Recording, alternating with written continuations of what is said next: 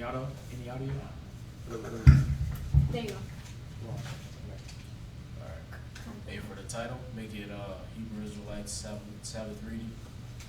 Sorry? And, I said for the title, Uh-huh. put Hebrew Israelites Sabbath reading, and then underneath, you put in the description, you put the reading we're gonna do. Okay. Alright. If you pass that list for reading. So, List for reading. For reading. I'm doing it right now. Well, she got it. She put it here, she said it needs to be in the description.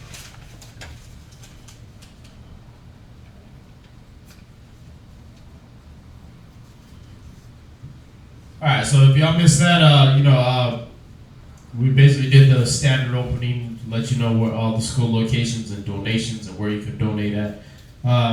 If you have any questions or comments, we're going to open up this first, actually it'll be about a half hour more for questions.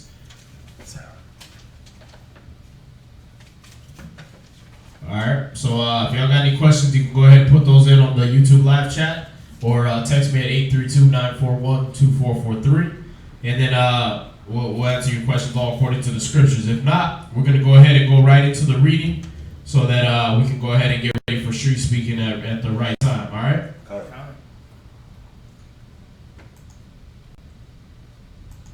I'll give that a little lag time to see if anybody got questions.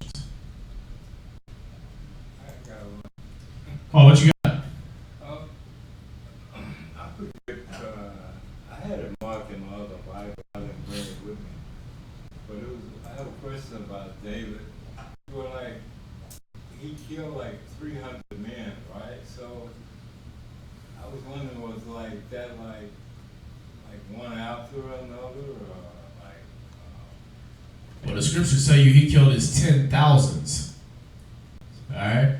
So what I understand is that he didn't just kill 300. He killed 10,000s of men. Every battle, any battle that he was in, he would kill thousands of people alone. was he like a big, tall guy, man, or was he? Oh yeah. See, you got to remember when you go back to the story, right? He gives Saul back his armor. Remember, Saul was head and shoulders over every other Israelite. All right, we're gonna go to those scriptures too. So let's see.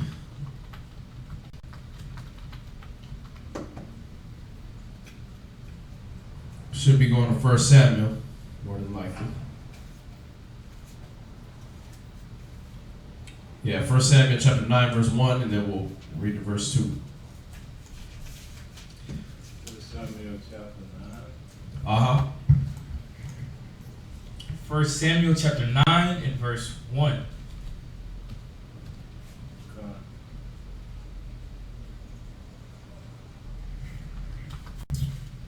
1 Samuel chapter 9 verse 1. Now there was a man of Benjamin whose name was Kish, and the son of Abel, the son of Zeror, the son of Bechorath, the son of Apiah, a Benjamite, a mighty man of power. And he had a son whose name was Saul, a chosen young man, and a goodly. And there was not among the children of Israel a goodlier person than he. From his shoulder and upward, he was higher than any of the people. See, so Saul was taller than any of the people in Israel, from his shoulders up. So the tallest man in Israel only came up to Saul's shoulders, right? Okay, so you're seeing the stature of Saul right there, how tall he was, right? Now check this out. We're going to go to 1 Samuel 17, and we're going to read verse 37 and then 38. 1 Samuel chapter 17 and verse 38. If you can say Khan whenever you have the scripture. 1 Samuel chapter 17 and verse 38. And Saul armored David with his armor. He did what? He armed David with his 37. 37. David said, moreover, the Lord that delivered me out of the paw of the lion and out of the paw of the bear he will deliver me out of the hand of this Philistine. See, so this is David preparing to go fight with Goliath, right? Okay, so everybody know that story. You hit him with the rock in the middle of his head with his sling, right? Okay, so we all know that story. So this is him going to prepare to go fight Goliath. So he's telling Saul, listen, the Most High delivered me out of the paws of a lion, a bear, and he'll deliver me out of the hand of the Philistine too. All right, he got me. Go ahead. And Saul said unto David, Go, and the Lord be with thee. Right, go ahead. Verse 38. And Saul armed David with his armor. He did what? He armed David with his armor. Now Saul was taller, head and shoulders above any other man. And remember, David at this point is about maybe 14, 15 years old. All right? But Saul, who's head and shoulders above every other person in the nation of Israel, right? Gives David his armor to wear. As a kid. You see that? Well, why would he do that if David wasn't around the same height, or if he wasn't around the same stature as Saul? See that? If he was just a little scrawny, little weakling kid, why would he be like, here, take my armor? That would make sense, right? Okay, so David was a big man already at 14, 15 years old. He was as big as a full-grown man. And not only that, but the biggest man in Israel. You see that? So as puberty sets in, he probably got bigger. So how tall was he? I couldn't tell you, man. I mean, Goliath was a giant, and he was they said he was 9 cubits in a span, which would be about 18 feet at least. 18, maybe 19 feet tall, right? And then we'll say Saul, maybe 6, maybe 7 foot. See that? So we're dealing with probably a brother that at about 14, 15 years old was already about close to 6, 7 feet tall. You see that? Let's see. Maybe taller, because like I said, when you're dealing with Goliath, he was considered a giant, and he was 18 feet tall, and he was just the remnant of the giants. He was the smallest of the giants. He's the runt. All right? Yeah. So the giants was bigger than him back in the day. All right? So when you get to like Genesis 6 and 4 and all that, the giants they talking about probably about 30, 40 feet tall. So what happened? I mean, like, why over time did men start to, I would say, shrink, not be as tall? Well, that's the Most High did that. He said he cut down our age, our time of age, and he cut down our stature. So back then, when the older, they would continue to grow as they got older. Yeah. Like now, we probably stopped growing like 17, 18 years old. Yeah, you hit your growth spurt by 18. But back then, you grew like a tree, man. All right. Well, let's see. So you see that though, right? That David must have been a big brother for a grown man that was head and shoulders above every other Israelite to give him his armor at just a kid age. All right. So he ain't even hit his growth spurt yet, right? So were the women's that tall too? Yeah. I mean, our women was tall too. They had to be to handle us. Right? Let's see what else we got.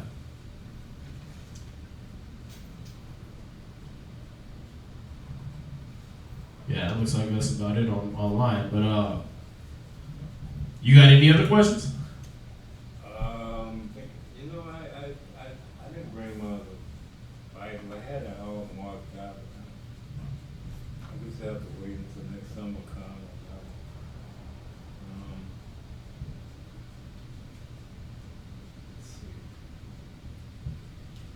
Sir, is that what you meant by the description? Like the scriptures on the title of the YouTube video? Like Well, it has the title, and then when you go underneath it, it gives you description.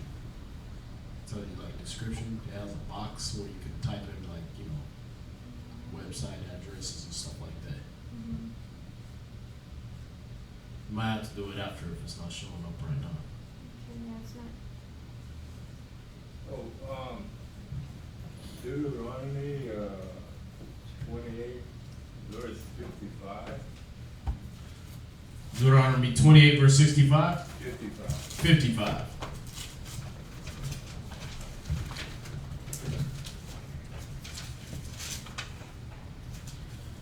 Deuteronomy chapter 28 and verse 55. Come. So that he will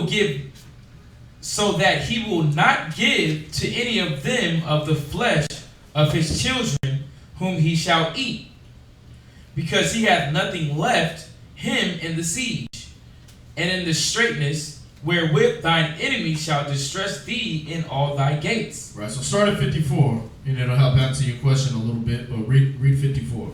Deuteronomy chapter 28 and verse 54. So that the man that is tender among you and very delicate, his eye shall be evil toward his brother and toward the wife of his bosom. Right, so the man that used to be kind and gentle and used to give and be generous with his food, with his money, with his time, with his land, all that, right? Now this man is going to be what? Read verse 55. So that he will not give to any of them of the flesh of his children. See, his eye is going to be evil toward his brother and toward his wife and toward his children, right? And then it says, so that he will not give to any of them of the flesh of his children whom he shall eat, right? So he's actually eating his children? Well, let's see why. Yeah, he was actually we were actually being forced into situations where we had to eat our kids. All right? Why? Because of this. Read. Because he hath nothing left him in the siege. Now, if you know what a siege is when an army surrounds a city, right? So when you deal with 722 BC, the king of Assyria, he came in, he surrounded Jerusalem for 3 years, right? Or he surrounded Israel for 3 years. He besieged it for 3 years. Sorry, Samaria, not Jerusalem. Samaria. He surrounded Samaria for 3 years, right? And when he did that, that was basically a siege. They cut off the food and water going in and out of Jerusalem. So where people were dying of hunger and starvation, and there was no food. 3 years? Yeah. So what did people start doing? They started putting their kids in flesh pots. And there was different instances through the scriptures where they was boiling up their kids. As their kids would drop dead and stuff like that, they would cook them up and eat them. You see that? But now this kind and generous man is now, I need this. This is all the food I got. And it's his own children that he's having to eat. You see that?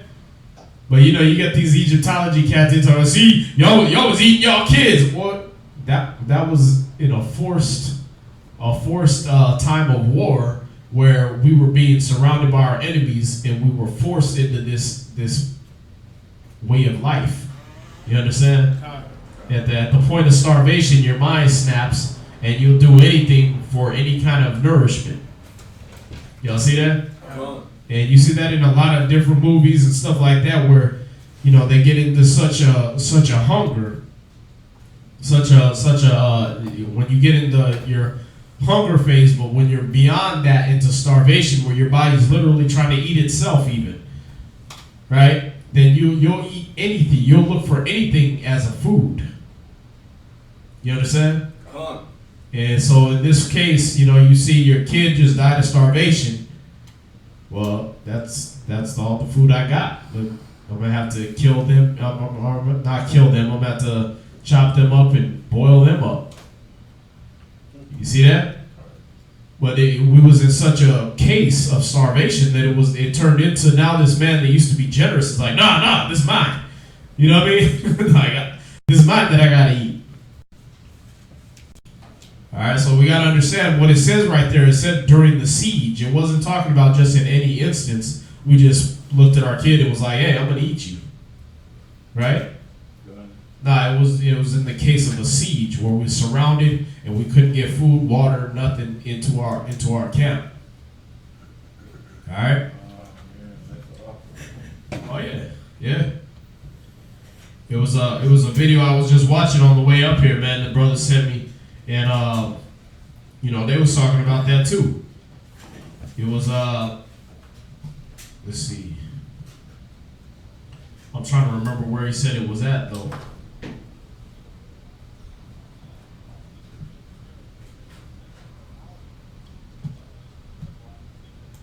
And if you allow this school system to educate you and not really educate yourself, you're not going to know much of anything.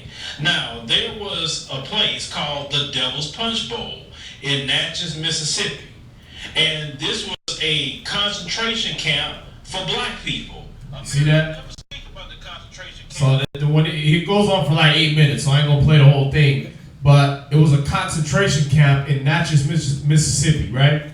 And in this place, they had over 20,000 free slaves, right?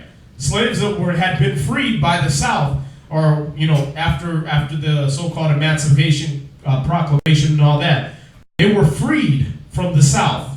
So they were trying to get up north to go get freedom and jobs and whatever, right? But the Union Army locked them up in a concentration camp down south in Mississippi. The Union Army, the so-called good guys that was trying to free them, locked them up in this concentration camp, and so they could use the men for work. Basically put them back right in slavery. You see that? So they put them in like work camps to make ammunition, to make things like that, make these different materials for the North now. So the North didn't free us so that the South, because they thought the slavery was so evil. You understand? They freed us so they would have more workers for themselves. Y'all see that?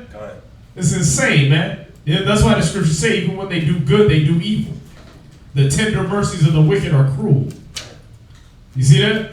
Because they went in and freed us. So you got all these people happy to be free from slavery, and now they run to the Union Army thinking they're going to get help and get an escort back up into the North. And what happens? Back in slavery. Then they built a concrete embankment, a concrete surrounding, a concrete structure that they had them in, where they separated the women and children from the men. So they could use the men for slave labor and not have them dealing with their sons and daughters. You see that? And they were feeding the men all healthy and everything like that to keep them working, but they was letting the kids and the women starve to death. Then smallpox broke out because you have all these people that have been hanging out with Esau all this time, and smallpox broke out and killed like 20,000 people, man. 20,000 at least. You see that? And these are free people. And then what did the Union Army tell the Confederate? The Confederate people were like, well, you need to let these people out. You need to, they was hollering to let them out because even the people that was in the camp was like, at least let us out. We'll just go back and work in the plantations, right? At least let us go back. We'll just go back into slavery, whatever. They wouldn't even let them out because of the smallpox. And what do we do with the bodies? Well, just bury them where they die. You see that? So you got this place called the Devil's Punch Bowl, where the people in this part of Mississippi, they won't eat the peaches that grow on the trees down there because they know what those peaches are fertilized with. It's this real thick growth down there now where you can't even get in there because there's alligators and all these different things that went in there. The chick was like, you got to be like Indiana Jones to want to go up in there. It is so thick that the cameraman couldn't even go in there. You couldn't see nothing but foliage, right? But the thing was why? Because it's all fertilized with all the dead bodies of free men. So-called free men. You see that? God. But they won't talk about that. You bring that up and you're a racist. But talk bad about the Holocaust and they'll bury you alive. Right? Go in the media and say the Holocaust was a hoax. They'll bury your whole career. I say one thing on that. What's that? They treat the so-called Holocaust worse than they treat anything else, man. And it's like so messed up because our people feel like the Holocaust was worse than slavery, was worse than our people getting shot down at the borders, was worse than anything that happened in Americans' history. But the Holocaust is nothing compared to what we went through. You know what I mean? But even our people, it's messed up because our people, man, Hebrews, Israelites, blacks and Hispanics, we act like the Holocaust of these fake Jewish people was worse than anything that we went through. We treat that like somebody talked down on the Holocaust and our own people go crazy over it. But shoot, you talk about slavery and they try to tell you, man, that's in the past. It's crazy, man. Let's see. You said when saying the number 6 verse 22 through 27 prayer, should we say the prayer 3 times with the brother or sister name replacing the you in the prayer? Read that. Number 6 verse 22. Numbers chapter 6 verse 22. All right. The anointing prayer is usually done by the priest or whatever, but you know, if you're out wherever you are and you're saying that prayer, yeah, you're gonna say the first part of it. You're gonna say that one time. That's how we do it in here. We say the first part. The first part of it, we say that. Right. We say that one time, and then the rest of the part where we say Yahweh, Shem, Yahushai, Barak, Rapah, Samak, Chazak, Izar, we say that with their name 3 times afterward. So that first part of the prayer, the actual number 6 verse 22 through 27, that you're only going to say one time. All right. But when you say, Barak, Zion Allah, Rapah, Zion Allah, Chazak, Zion Allah, you're gonna go through that and say the person's name, and I'm using the brother Zion Allah's name in there, but you're gonna say that and you're gonna do it 3 times. So Yahweh, Ba'ashem Yahushai, Barak, Rapah, Samach, Chazak, Izar, Ba'ashem Yahushai, and you're gonna say that 3 times.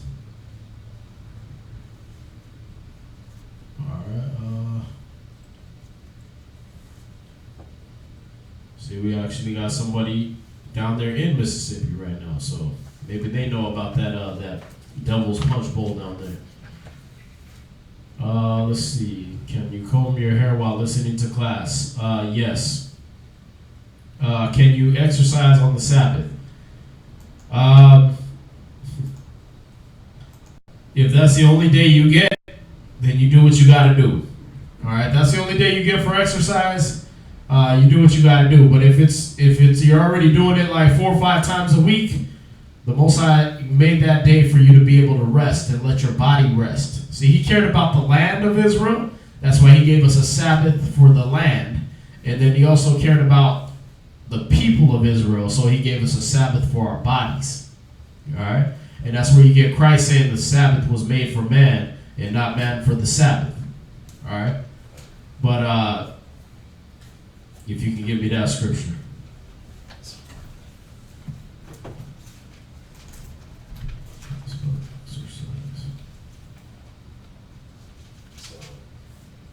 But we're going to go to 1 Timothy chapter 4, verse 8, and hold that mark real quick.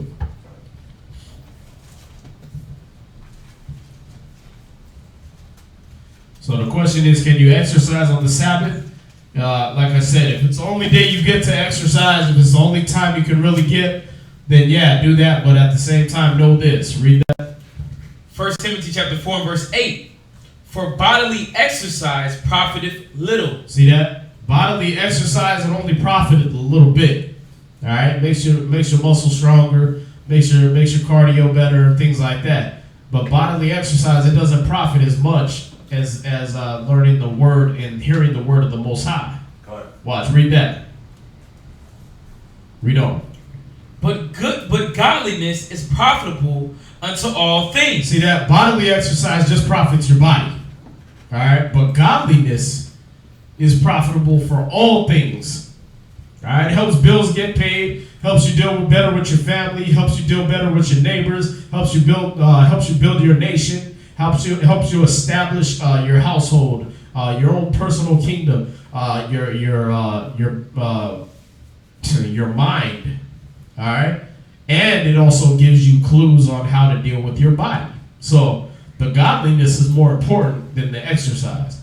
But again, if you only get that one day a week where you got some time from work and slavery that we're all in, then get your exercise on if you can. You know what I mean? It only take about maybe an hour out of the day, and then the rest of the day you go ahead and keep it holy. I wouldn't suggest going to the gym because you ain't gonna have too many holy thoughts watching little chicks walk around in damn camel toe spandex all day. You ain't gonna have much holy thoughts if you're a woman going to the gym and watching dudes walk around in a tight little biker shorts and all that stuff and trying to lift weights and everything. And plus the fact that gymnasium, it meant the house of nakedness. So you don't want to be in the house of nakedness on the Sabbath day. It's not holy. It's not a holy place. Also knowing that in the scriptures, when something was made to be kept holy, it was meant to be kept clean. All right, so the priest's garments were holy garments. Why? Because they were made out of linen, and it didn't allow the priest. It didn't have the priest sweating while he was wearing his garments. All right. So if you're going out to the gym, you ain't necessarily keeping yourself holy. All right.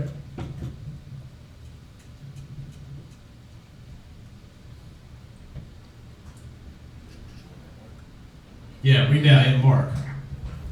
It's Mark chapter 2, verse 27. Mark chapter 2, verse 27. And he said unto them, the Sabbath was made for man, and not man for the Sabbath. Therefore the Son of Man is Lord also of the Sabbath. Y'all see that? Oh. All right, so the Sabbath was made for you. It was made for you to have your rest. It was made for your body to be able to rest. All right, to be able to chill, and that's the thing. But at the same time, you weren't meant to be in bondage on that day to the Sabbath. Like, I can't do anything. I can't help you. I can't do good on the Sabbath because it's the Sabbath. I gotta lock myself in a room and turn all the lights out, and because you can't kindle no fire, right?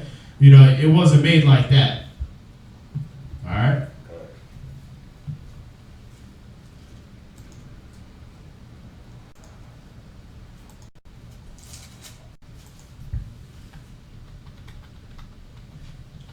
Okay. So let's see. Looks like that's it for the questions, right? There's another question.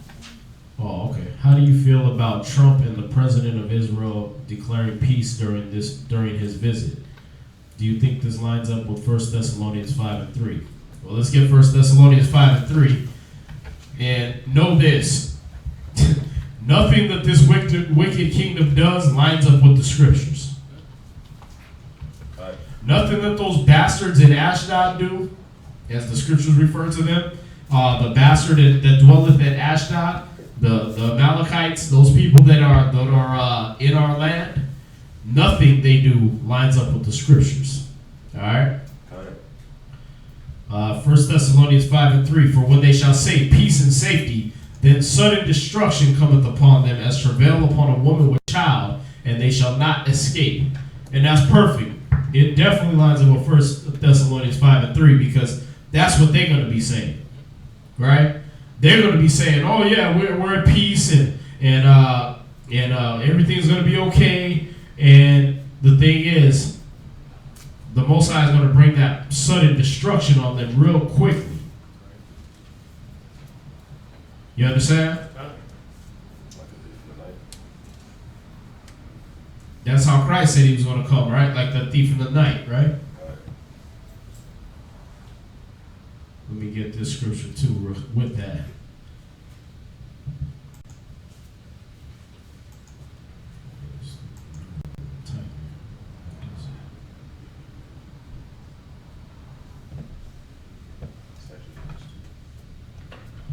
Read Isaiah 48, verse 22.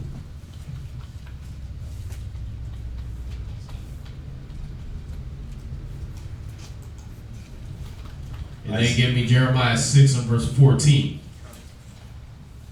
Isaiah chapter 48, verse 22.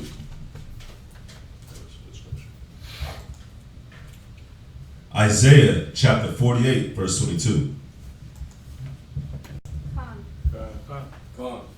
Right, and it says, "There is no peace, saith the Lord, unto the wicked." Y'all see that? Come on. So there's no peace coming toward the wicked. All right. So these cats are wicked. They know that we're the true Israelites. They haven't given us our land back. America knows we're the true Israelites. They don't want to give us our place back, right? So they know that we're the true people of that place. But what are they doing? They're over there trying to declare this peace, but the Most High is not going to give them any peace. Understand that, all right? Come on. Get that other scripture. Jeremiah chapter 6 and verse 14.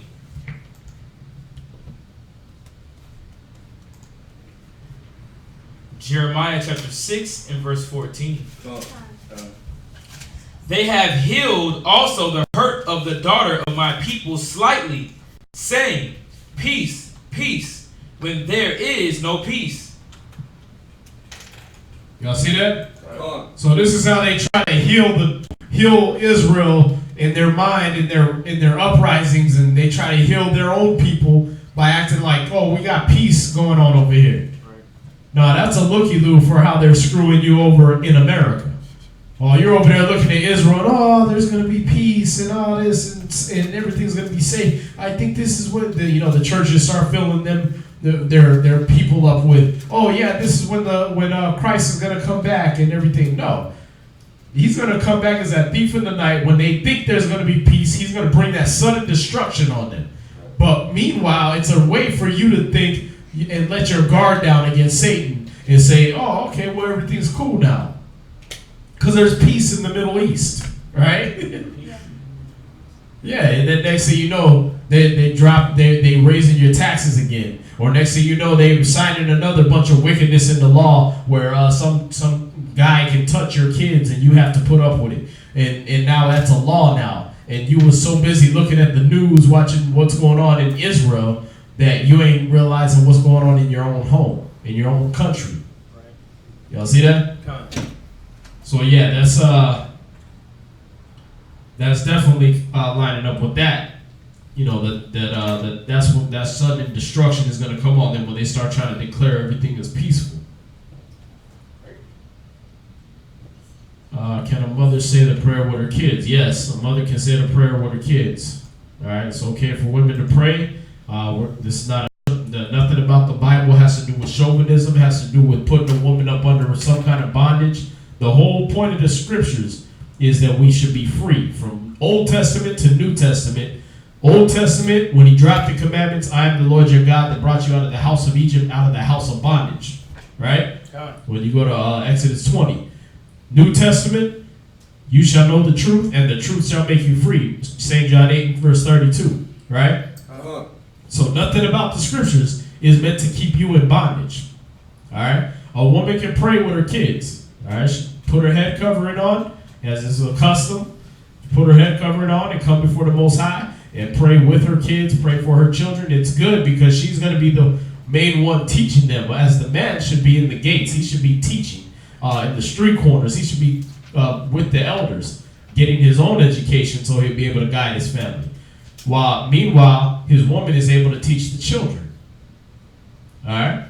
So one way of her teaching the children is how to teach them how to pray. All right? So that's one method she's going to be teaching the children in, is prayer. All right? So yeah, she can pray with the kids. What? Samuel's mom was praying. Yeah. It was just her though. Yeah, read it. Go ahead. This is First Samuel's chapter 1, and I'll start at verse 8. First Samuel's chapter 1, verse 8. Then said, let me get a comment, y'all get please. 1 Samuel chapter 1, verse 8.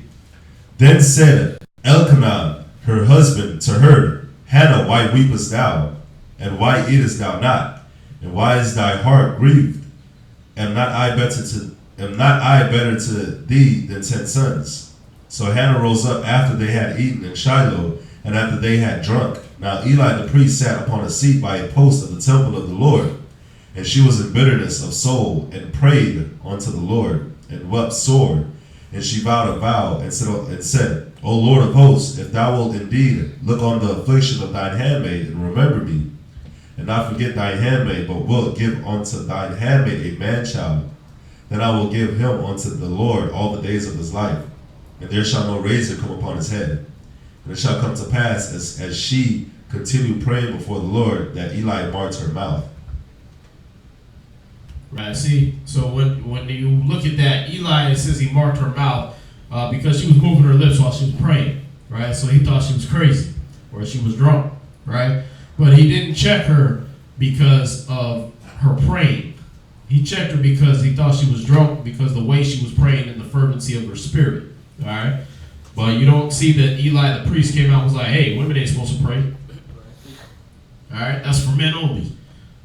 All right? So, I mean, if it says he's not only the God of Israel, but the God of the Gentiles also, how much more is he also the God of Israelite women? Right?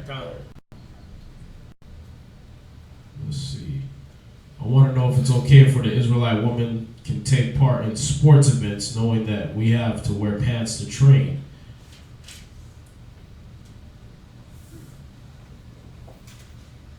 Again, this is kind of going back to, what you read in Deuteronomy. It tells you about a woman should not wear that which pertaineth to a man. So they have women types of pants. They have women types of clothing for those events, for those type of training. Now, if you want to be a real woman, I saw this video of the chick from Mexico that won the marathon down there. And she was doing it in a dress all the way down to her feet. And she was running marathons and doing sports events in a dress. All right? But, I guess you got to be a different type of strong. Right. A different type of strong to not make excuses and say, oh, I got to, I want to wear what I feel like. You see that? This woman didn't have no excuse. She didn't use no excuses. She was doing all that in a dress. All right? When you watch them old Chinese movies and stuff like that, they didn't have to change up into man's clothes so they could do their kung fu and everything. They were still wearing their womanly garments, their silk, their clothed all the way down to their feet and things like that. And they still doing all the kung fu moves and all that stuff. Y'all see that? So there's no excuse for a woman to have to dress like a man for any reason. All right? It definitely not, in the stuff they make you work out in, the little tight yoga pants, and you gotta make sure that you can be able to see her pubic hair through the damn pants. That ain't necessary, man. All right, so she can dress appropriately in appropriate attire to work out, to do anything. All right. That's it. All right, so we're gonna get into this reading. Oh, what's that? How can you tell if you can visit by a dream from the Most High instead of just like you yourself? I mean, how can you tell the difference? I mean, if you In your dreams? yeah, I mean, if you visit by, let me see, I got the Apocrypha. Mm-hmm. Chapter 34, verse 5 and 6. Okay, let's read that. What book is it? The Apocrypha. Ecclesiastes. Ecclesiastes? Yeah, All right. chapter 34. Ecclesiastes chapter 34 and verse 5. Go on. We'll go up. And 6. All right, you're going to hold 1 John chapter 4, verse 1. All right? So Ray, get that. 1 John 4, verse 1. Come on. Sorry, verse now, but after we read the scripture that he pulled. Ecclesiastes chapter 34, start at verse 1. The hopes of a man void of understanding are vain and false, and dreams lift up fools. Whoso regardeth dreams is like him that catcheth at a shadow, and followeth after the wind. The vision of dreams is the resemblance of one thing to another, even as the likeness of a face to a face. Of an unclean thing, what can be cleansed? And from that thing which is false, what truth can come? Well, where did you want him to read to? It was 6. Okay, was that it? 5. Okay, go ahead. Verse 5. Divinations and soothsayings and dreams are vain, and the heart fancieth as a woman's heart in travail. If they be not sent from the most high in thy visitation, set not thy heart upon them. For dreams have deceived many, and they have failed that put their trust in them. So, I guess my question is, how would you feel if you dream of something one time? Go to that First John 4:1. 1 John chapter 4, verse 1. Beloved, believe not every spirit. Right. So the scripture's showing you about dreams, right? That a lot of your dreams, they come through a multitude of business. They come through your brain basically trying to process everything that you go through in the course of a day. So if you chase dreams, then it's foolish, right? If you're sitting there trying to wonder about your dreams and interpret dreams, he cut that off from us. All right? He cut that off from us a long time ago. But the scripture showing you here, 1 John 4:1, believe not every spirit. So don't believe every thought. Don't believe everything you dream, all right, as if it were fact or if it was going to actually happen. Go ahead. Come, but try the spirit whether they be of the Most High. How do you try the spirit to see whether it's of the Most High? What does it have to line? What does it have to line up with? Huh? Anybody can answer. What do your thoughts have to line up with? The scriptures. They got to line up with the scriptures, right? Come. So if you had a dream that you was like, having butt sex with a clown, you don't got to wake up and be like, I think I'm gay now. You understand? Don't put no stock in that dream because it don't line up with the scriptures. You understand? You might have came from the fact that I said what I just said right now, and then at night you processing that with a whole bunch of other badness that happened through the day, and you next thing you know you waking up like, I just had a dream about me having butt sex with a clown. And you might have forgot that I said that in the course of the day, but your brain remembered it. You understand? Right, so the thing is that your brain will try to process everything that happened in the course of the day, whether you consciously remember it or unconsciously remember it.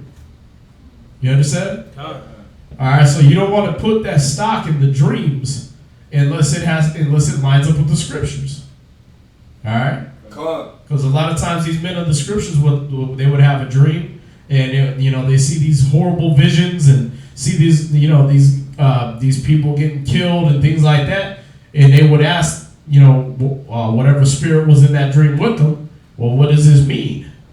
Right? When you read Esdras, when you read Daniel, when you read Isaiah, they were getting troubled by these dreams, and they would ask, what does that mean?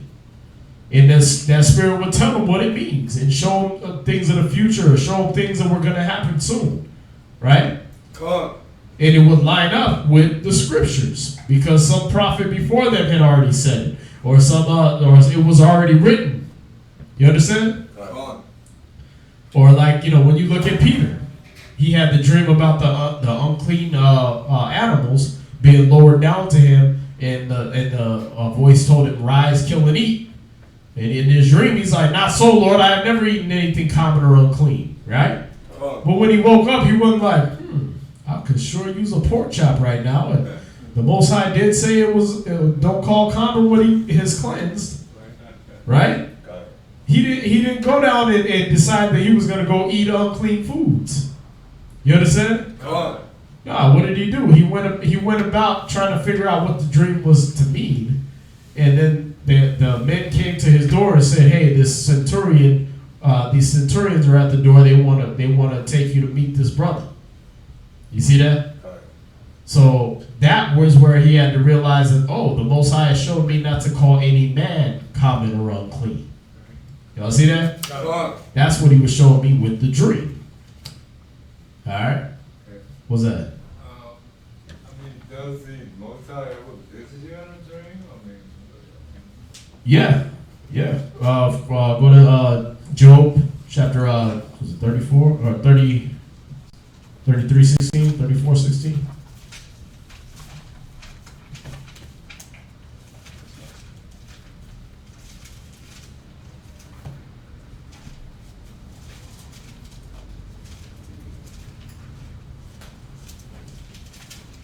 Yeah, Job chapter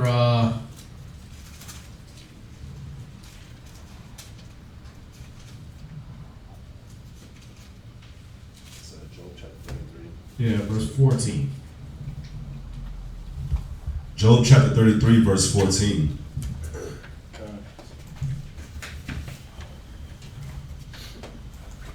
Job chapter 33, verse 14. For God speaketh once, yea twice, yet man perceiveth it not.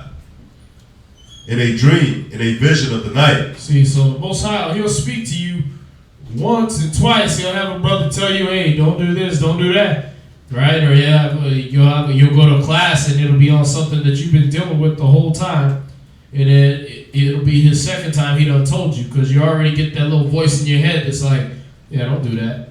Then you go to class and the class be on that exact same subject and the brother the whole time is talking about don't do that. Right? Got it. And then, because you weren't listening then, he hit you with a dream.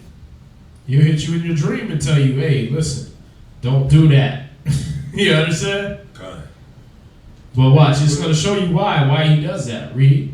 When deep sleep falleth upon men, and slumbereth upon the bed, then he openeth the ears of men, and sealeth their instruction. See that? He opens up your ears and he seals your instruction in your deep sleep. What they call REM sleep, random eye movement sleep. Right? Got it. That's where that random eye movement is, because you're having in dreams and you're really deep into your sleep, so you just looking all around and you're at the things in your dream. Right? So it says that's when he seals your instruction. Go ahead. That he may withdraw man from his purpose. See, so he can stop you going in the way that you intended to go. You might have wanted to do some wickedness, but you have some dream and it horrifies you, and you're like, I ain't doing that. You know what I mean? I can't go ride with y'all, man. I had a bad dream. We all got slaughtered. You know what I mean? I can't smoke with y'all tonight, man. I had this dream, man, that this demon came out of my joint and bit my head off, so I ain't messing with that. You know what I mean? He trying to withdraw you from your purpose. Go ahead. And hide pride from man. And he takes that pride from you. Go ahead. Verse 18. He keepeth back his soul from the pit, and his life from perishing by the sword. See that? So that's what he does with them dreams, right? He give you a premonition, they call them, or a dream, and you think you have a flash of something that's going to happen, and so you decide, you know what, I'm not going to do what I was going to do. You understand? So yeah, he does do that, but again, you got to try the spirit, whether it is of the Most High. All right? Got it.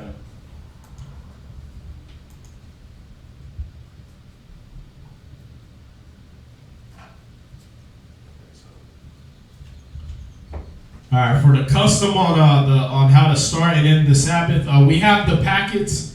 If you want to hit us with your email address, we'll try to get you a copy of the packets that we do, the whole Sabbath ceremony. But the best way is to join us in class, especially if you're in the Houston, San Antonio, or New Mexico area. You want to join us in class and try to get around the priests so they can do a proper Sabbath ceremony for you. But hit us with your email address and we'll go ahead and try to get you a Sabbath packet. That way you'll have a way to do it at your home, because we do understand people from out of state, out of country, that wanna be able to lock into the ways of the Most High in Christ. And so for us, it's not about you joining our camp, you know what I mean? But at the same time, we know it's about you serving the Most High, all right? But at this, again, if you can, then get with brothers and sisters, get with a camp that has done this and knows how to do these things, and has been more practiced in rehearsing the righteous acts. All right. But yeah, for Fonia Cielto, yeah, go ahead and hit us with your email. We'll go ahead and try to get you a packet out. All right. So did that answer your question, brother? Right. All right. I got one more in Ecclesiastes right quick. Okay, all right. Chapter 40, verse 22. Ecclesiastes 40, verse 22. Just kind of curious about the last line. Thine eye desireth favor and beauty, but more than both corn while it is green. Yeah. Right. See, people like everybody like a beautiful woman. Everybody like, every woman want to have a nice, beautiful man with his six pack and some dreads or whatever they want today, tattoos everywhere, whatever. Right? Everybody want that, what they consider beauty, so far as a companion or whatever, right? Or just to look at and lust over, right? Everybody want that, but more than you want that, you want to eat, right? Because a fat booty ain't gonna feed you, right? A nigga six pack, you can't eat that, right? So more than any of that, you're gonna want food. So when you see that corn being green, okay, it's almost harvest time. You see that? So when he says the corn being green, that's because when it's green, when the corn is green, that's the outside of the leaves on the corn, right? But they turn into that big green chunk that you see hanging off the stalk, right? And okay, it's about time to pick the corn. We're gonna eat. You see that? So he's saying more than you want beauty, in your life, you want food, right? Art is nice. Art looks nice, right? Why would he combine those two together? Make a barn out of it. Well, he's showing you, man, before you go chasing beauty and aesthetic pleasure, right? Before you go making sure your outfit matches up, make sure you got food in your house. See that? You got niggas that'll go out there and be like, well, I just got this workout outfit, man. This red shirt with black and red pants. I gotta get the black and red J's. They $4.50. Okay, but nigga, that's all your food money, right? You can't even buy a Totino's pizza with what you gonna have left, right? But I gotta have them J's though, nigga. You better feed yourself, right? So that's the whole point of what he's saying. Like, yeah, the beauty is nice, beautiful things are nice, but you better make sure you eat. You understand? Yeah, where was that? Verse what?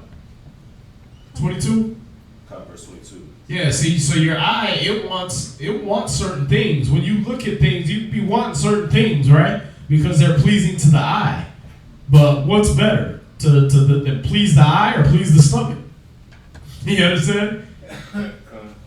Right. But you even got the reverse of that, where people talk about my eyes was bigger than my stomach, right? You get full at a meal and you done ate at the all you can eat. You wanted to go to corral and just got stupid, right? Oh man, my eyes was bigger than my stomach, right? You piled 8,000 chicken wings on your plate. You went back and covered it with gravy and mashed potatoes, and you sitting there halfway through like, I'm dying, right? Why? Because you try to please your eyes rather than just please your stomach. You see that? So you got both of those on the flip side of that. So when you start at verse 20, he's going through wine and music rejoice the heart, but the love of wisdom is above them both. The pipe and the psaltery make sweet melody, but a pleasant tongue is above them both. So he's showing you it's better to have these attributes of wisdom. It's better to have these attributes of knowledge and being able to speak to people the right way than it is to party. You see that? It's better that you have food in your stomach, right? Well, thy eye desire favor and beauty, but more than both, corn while it is green. See that? It's better you have food in your stomach. It's better that you see them crops growing than that you see that you got a new art painting, right? Or that you got a new statue or whatever you got, right? It's better that you be able to see food growing in your yard, because that way you know you ain't gonna be hungry. All right. I just thought it was kind of interesting, the way that the two were put together. Oh, right. Yeah, you'll do that because it wakes you up. It shows you, because everybody know about food and everybody, knows what that's related to. So, people are going to wake up and want to see, oh, okay, what's he talking about here? You see that? Because it's going to capture your interest.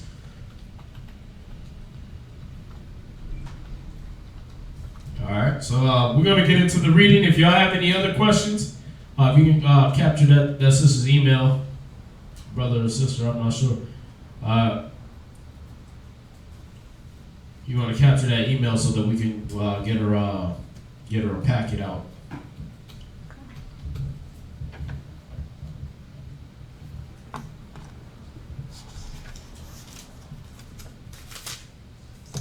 Where are we starting the reading at? We're starting at Numbers chapter 1, verse 1.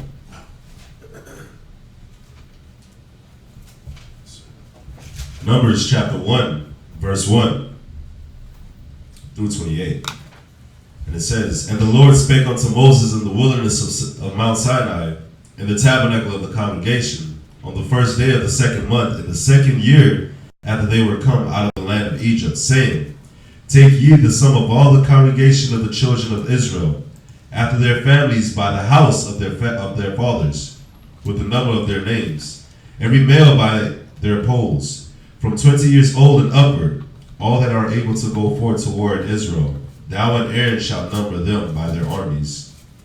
And with you there shall be a man of every tribe, every one head of the house of his fathers. And these are the names of the men that shall stand with you. Of the tribe of Reuben, Elizur, the son of Shedeur; of Simeon, Shelumiel, the son of Zurai-Shaddai. Shalom peace of the Most High. Shalom Ya'ala. Oh, that's Shelumiel? That was Shelumiel. Right. The son of Zurai-Shaddai. Of Judah, Nashon, the son of Aminadab. Of Issachar, Nathaniel, the son of Zuar. Of Zebulon, Eliab, the son of Helon. Of the children of Joseph, Ephraim, Elishama, the son of Amulad. Of Manasseh, Gamaliel, the son of Pedazur. Of Benjamin, Abidan, the son of Gideoni. Of Dan, Ahazar, the son of Amishadai. Of Asher, Pagiel, the son of Akron. Of Gad, Eliasaph, the son of Duel. Of Naphtali, Ahira, the son of Enan. These were the renowned of the congregation, princes of the tribes of their fathers, heads of thousands in Israel. And Moses and Aaron took these men, which are expressed by their names, and they assembled all the congregation together on the first day of the second month, and they declared their pedigrees after their families, by the house of their fathers, according to the number of the names, from 20 years old and upward, by their polls. As the Lord commanded Moses, so he numbered them in the wilderness of Sinai. And the children of Reuben, Israel's eldest son, by their generations after their families, by the house of their fathers, according to the number of the names, by their polls, every male from 20 years old and upward, all that were able to go forth to war. Those that were numbered of them, even of the tribe of Reuben, were 46,500. Of the children of Simeon by their generations, after their families, by the house of their fathers, those that were numbered of them, according to the number of the names, by their polls, every male from 20 years old and upward, all that were able to go forth to war. Those that were numbered of them, even the tribe of Simeon, were 50,009,300. Of the children of Gad, by their generations, after their families, by the house of their fathers, according to the number of the names, from 20 years old and upward, all that were able to go forth to war. Those that were numbered of them, even of the tribe of Gad, were 45,650. Verse 26. Of the children of Judah by their generations, after their families, by the house of their fathers, according to the number of the names, from 20 years old and upward, all that were able to go forth to war. Those that were numbered of them, even of the tribe of Judah, were 314,600. Of the children of Issachar by their generations, after their families, by the house of their fathers, according to the number of the names, from 20 years old and upward, all that were able to go forth to war. That's it. I thought it was chapter 4.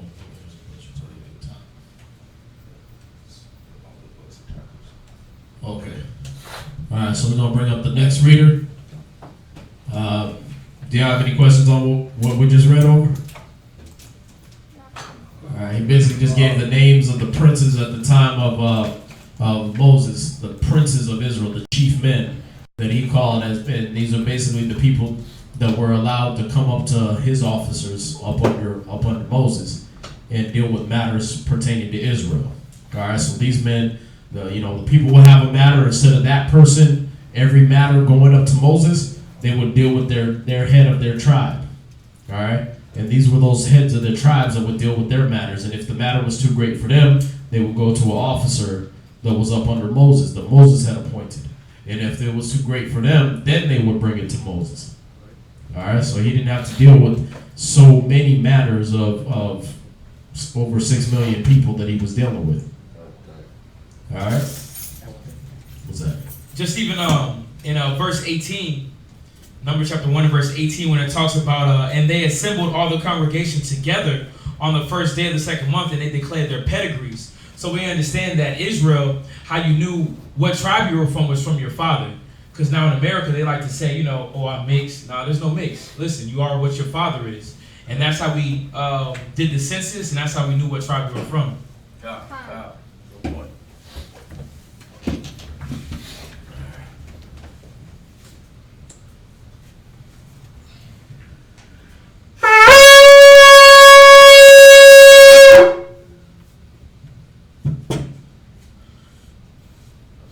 Ray Shabbat Shah, Yehodah, Bun Yasha'Allah. Ray, Shabbat Shah, Yehodah, Ban Yasha'Allah, Imagine, Barak, Yahaba Hashem Yashab Raktham. Yahweh Hashem Yahshua Rakatah.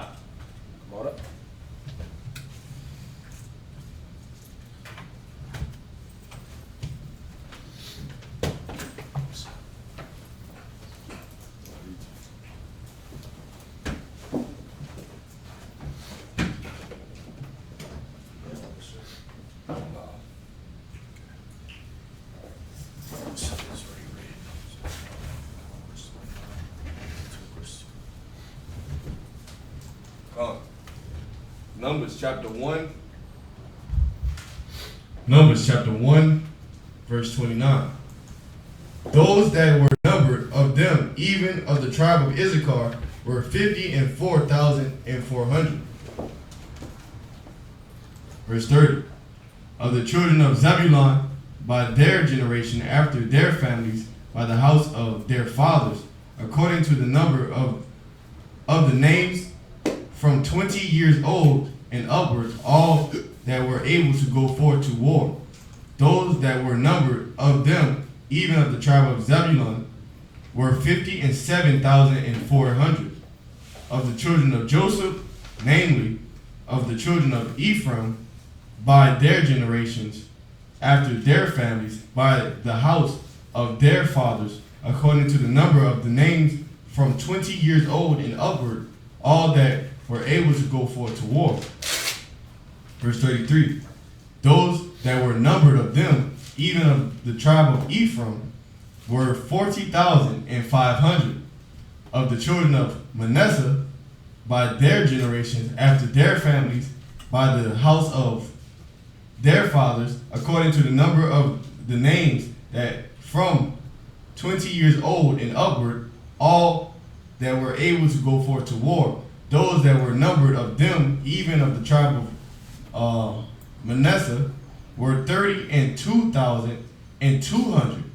Of the children of Benjamin, by their generation, after their families, by the house of their fathers, according to the number of the names from 20 years old and upward, all that were able to go forth to war. Those that were numbered of them, even of the tribe of Benjamin, were 35,400. Verse 38. And of the children of Dan, by their generation, after their families, by the house of their fathers, according to the number of names from 20 years old and upward, all that were able to go forth to war. Those that were numbered of them, even of the tribe of Dan, were 62,700.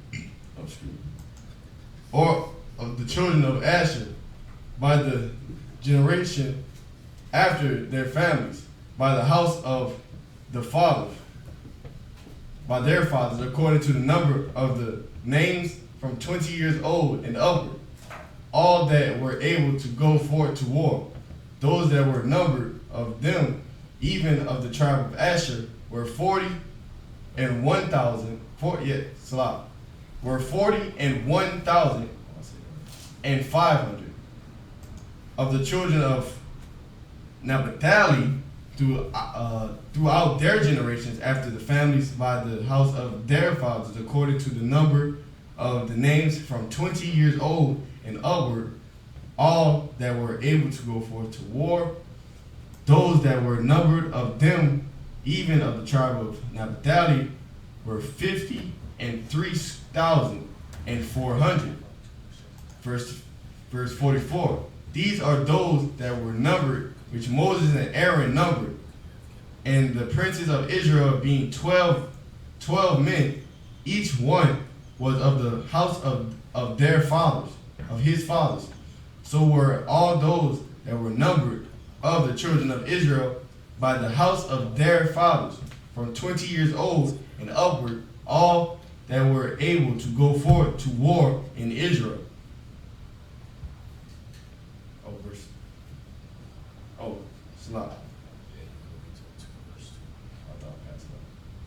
Verse 46. Numbers chapter 1, verse 46. Even all they that were numbered were 3,550. Even all they that were numbered were 3,550. But the Levites after the tribe of their father were not numbered among them. For the Lord has spoken to Moses, saying, Only thou shalt not number the tribe of Levi, neither take the sum of them among the children of Israel, but thou shalt appoint the Levites over the tabernacle of the testimony, and over all of the vessels thereof, and over all things that belong to it. They shall bear the tabernacle and all the vessels thereof, and they shall minister unto it, and shall encamp around about the tabernacle. Verse 51. And when the tabernacle setteth forward, the Levites shall take it down. And when the tabernacle is to be pitched, the Levites shall set it up. And the stranger that cometh nigh shall be put to death. And the children of Israel shall pitch their tents, every man by his own camp, and every man by his own standard, throughout their host. But the Levites shall pitch round about the tabernacle of testimony, that there be no wrath upon the congregation of the children of Israel.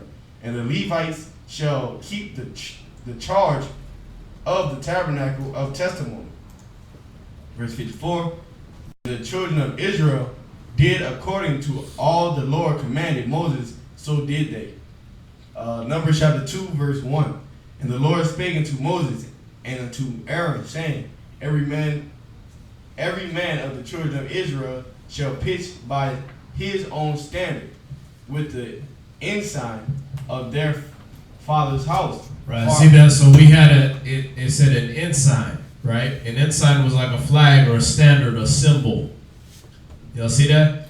So you get these cats talking about, oh, we didn't worship no images. No, we didn't worship any images, but did we have them? Did we have symbols? Did we have images? Yes, we did. We had ensigns. We had you had a standard or a flag. So if your family, just like the white man got a family crest, right? We had a family symbol. We had that before them. So if your family was wanted to be under the sign of the scorpion, that's what they were. If they wanted to be under the sign of a snake, that's what they were. If they wanted to be under the sign of a dragon or a lion or something like that, then that's what standard we flew under. Y'all see that? All right. So we had all these things. If they wanted it to be that hexagonal figure, right? That 6-point star, then that was what standard we had. You had that ensign for your family or for your nation or for your tribe. All right. What's that? I had a couple of questions. One is like, why, all the young men that went to war, it was like at the age of 20, and like out of all the tribes here, like only the number 3 score was used in Dan, out of the tribe of Dan. Wait, what? Okay, verse 39. Okay, it said what, 3 score and 2,700. Why is the word 3 score instead of like 50 or 30? Yeah, 3 score was just the way of basically saying 60. 60? Yeah.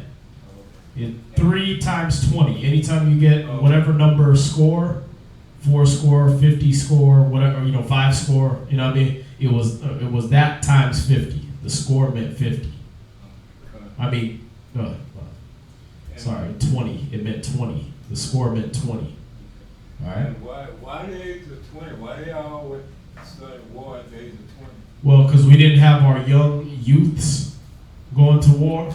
All right? We didn't do that as a nation. That's why they wanted to push David back from the battlefield, because we didn't have our kids going to war. That was dishonorable to us.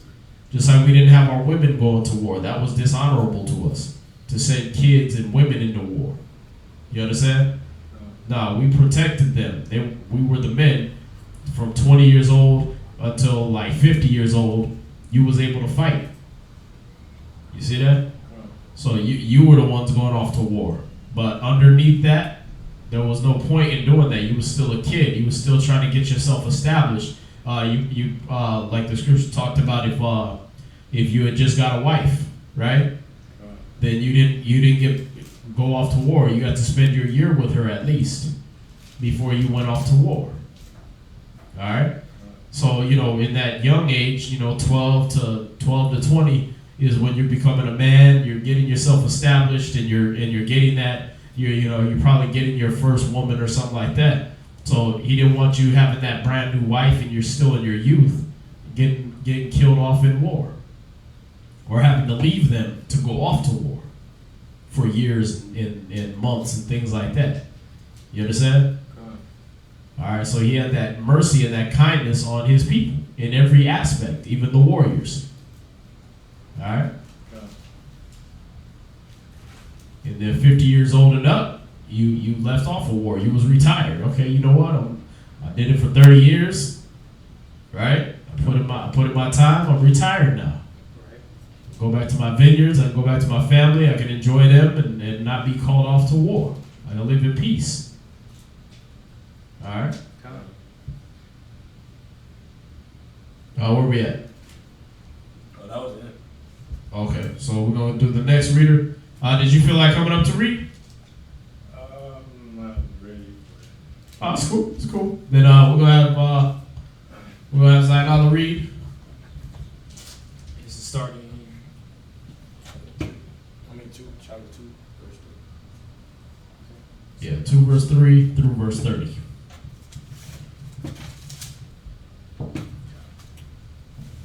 Numbers chapter 2 and verse 3. And on the east side, toward the rising of the sun, shall they of the standard of the camp of Judah pitch throughout their armies. And Ashan, the son of Amminadab, Aminadab, shall be captain of the children of Judah, and his host, and those that were numbered of them were 314,600.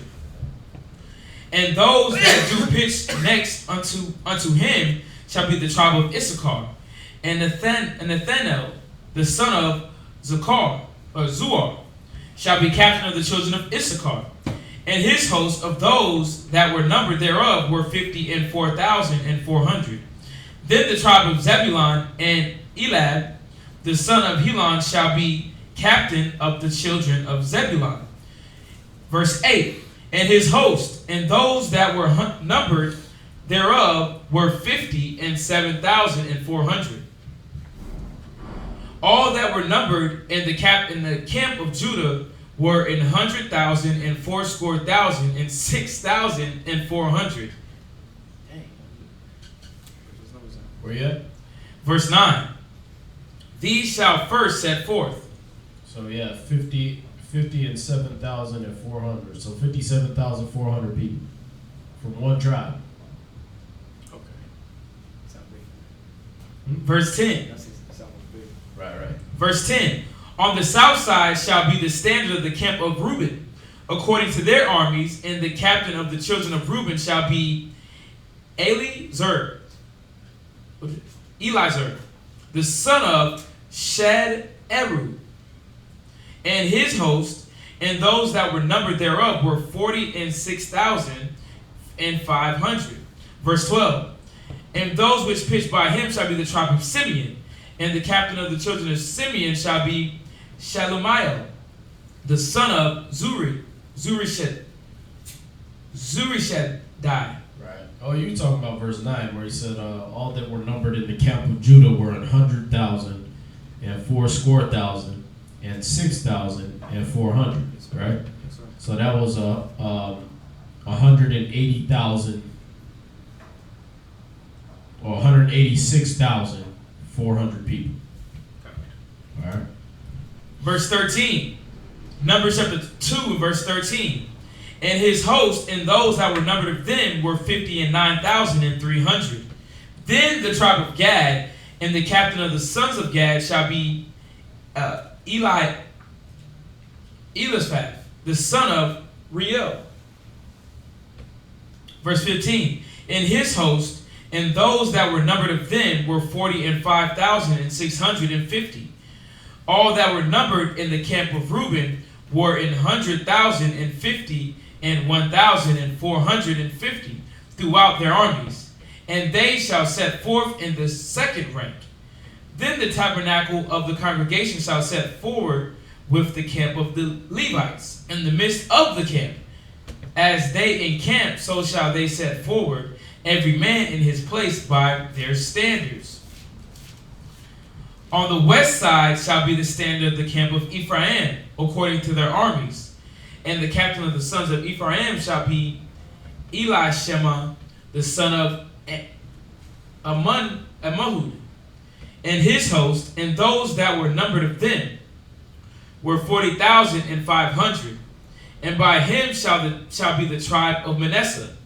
And the captain of the children of Manasseh shall be Gamaliel, the son of Pedarzur, and his host, and those that were numbered of them were 32,200.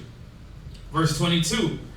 Then the tribe of Benjamin, and the captain of the sons of Benjamin shall be Abedin, the son of Gideon, and his host, and those that were numbered of them were 35,500. all that were numbered of the captain or the camp of Ephraim were 100,000 and 8,000 and 100 throughout their armies, and they shall go forward in the third rank. Verse 25. The standard of the camp of Dan shall be on the north side by their armies, and the captain of the children of Dan shall be Ahiezer, the son of Ammishaddai, and his host, and those that were numbered of them were 62,700. And those that encamp by him shall be the tribe of Asher, and the captain of the children of Asher shall be Pagel, the son of Ochran. Verse 28. And his host and those that were numbered of them were 41,500. Then the tribe of Naphtali, and the captain of the children of Naphtali shall be Aharah, the son of Enan. And his host and those that were numbered of them were 53,400. And they that were numbered in the camp of Dan were 100,000, 50 and 7,600. They shall go hindmost with their standards. Verse 32.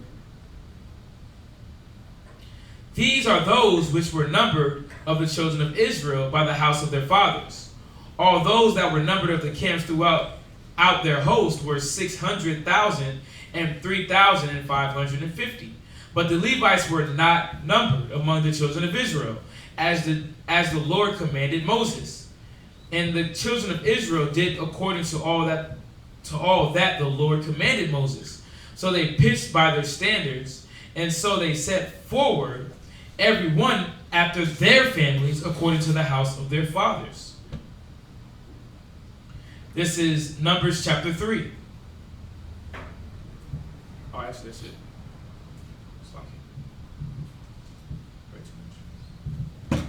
Where were you at? There was Numbers chapter 2 all the way to 3. Kind of over it. Yeah, we're only going to verse 30. It's okay because we have enough people for the reading. We have 4. We need 7. So We'll also load up Priest Rob to do the reading for the fourth reader.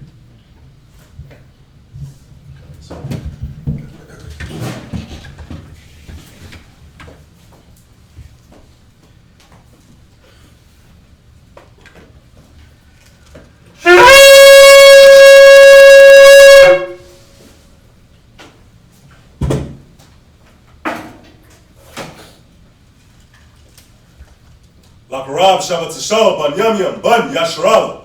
Lakarab, Shabbat Tishal, Ban Yamya, Ban Yashala, Imagine. Barak.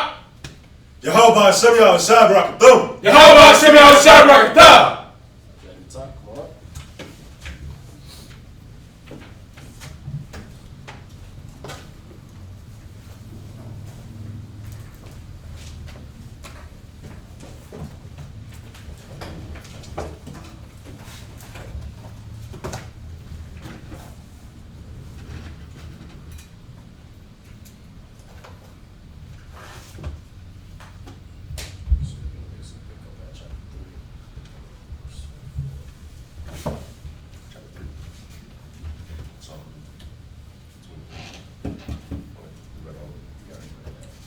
come on. Chapter 3. Numbers chapter 3, verse 1. These also are the generations of Aaron and Moses in the day that the Lord spake with Moses in Mount Sinai. And these are the names of the sons of Aaron: Nadab, the firstborn, and Abihu, Eleazar, and Ithamar. These are the names of the sons of Aaron, the priests which were anointed, whom he consecrated to minister in the priest's office.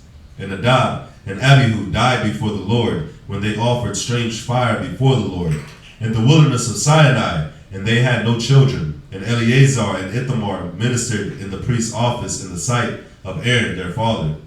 And the Lord spake unto Moses, saying, Bring the tribe of Levi near, and present them before Aaron the priest, that they may minister unto him.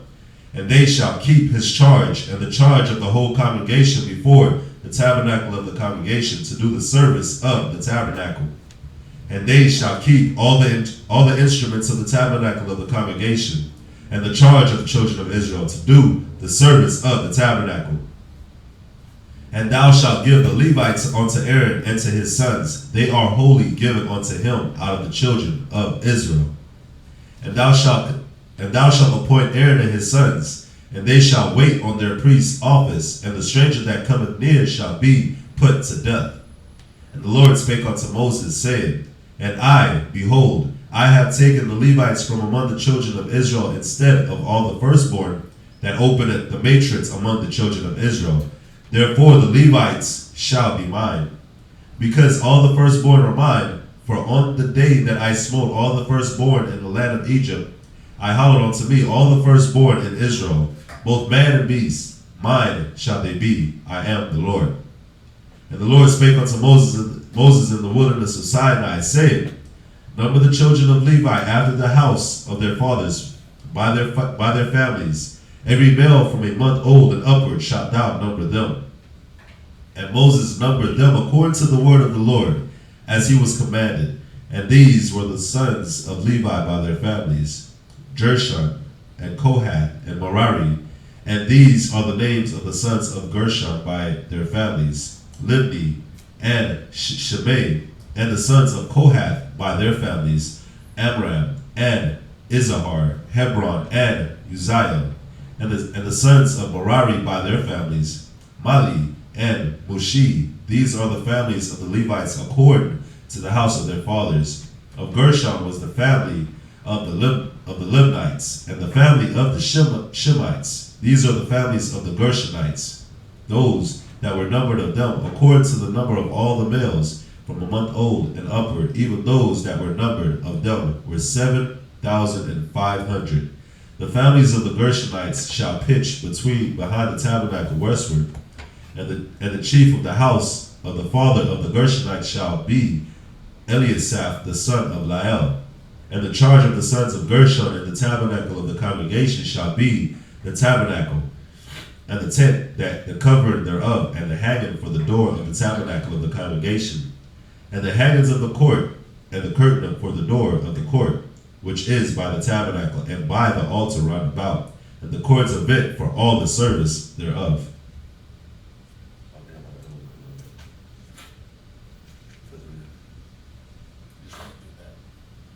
Go ahead.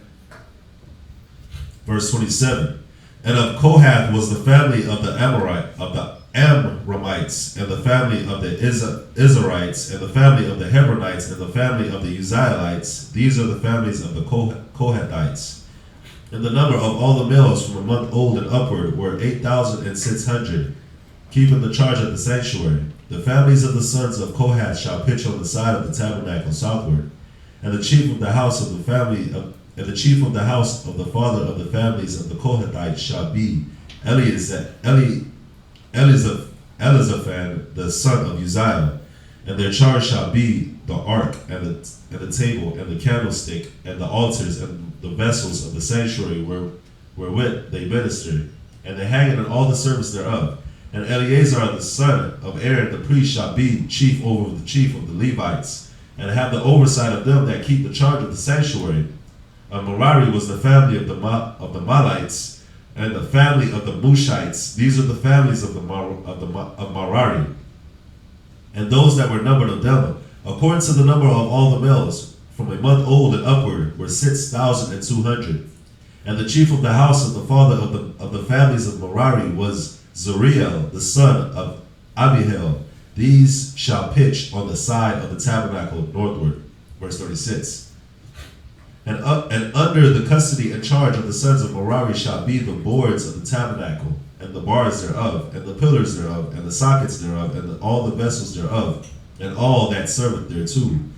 And the pillars of the court round about, and their sockets, and their pins, and their cords. But those that encamp before the tabernacle toward the east, even before the tabernacle of the congregation eastward, shall be Moses, and Aaron and his sons, keeping the charge of the sanctuary for the charge of the children of Israel. And the stranger that cometh near shall be put to death. And all that were numbered of the Levites were Moses, and all that were numbered of the Levites, which Moses and Aaron numbered at the commandment of the Lord throughout their families, all the males from a month old and upward were 22,000. And the Lord said unto Moses, Number all the firstborn of the males of the children of Israel from a month old and upward, and take the number of their names. And thou shalt take the Levites for me, I am the Lord, instead of all the firstborn among the children of Israel, and the cattle of the Levites instead of all the firstlings among the cattle of the children of Israel. And Moses numbered as the Lord commanded him, all the firstborn among the children of Israel, and all the firstborn males by the number of names, from a month old and upward, of those that were numbered of them, were 22,213. And the children spake unto Moses, saying, Take the Levites instead of all the firstborn among the children of Israel, and the cattle of the Levites instead of their cattle, and the Levites shall be mine. I am the Lord. And for those that are to be redeemed of the 213 of the firstborn of the children of Israel, which are more than the Levites, thou shalt even take 5 shekels apiece by the pole. After the shekel of the sanctuary shalt thou take them. The shekel is 20 garas. And thou shalt give the money wherewith the odd number of them is to be redeemed unto Aaron and to his sons. And Moses took the redemption money of them that were over and above them that were redeemed by the Levites. Of the firstborn of the children of Israel took he the money, 1,365 shekels after the shekel of the sanctuary. And Moses gave the money of them that were redeemed unto Aaron and to his sons, according to the word of the Lord, as the Lord commanded Moses.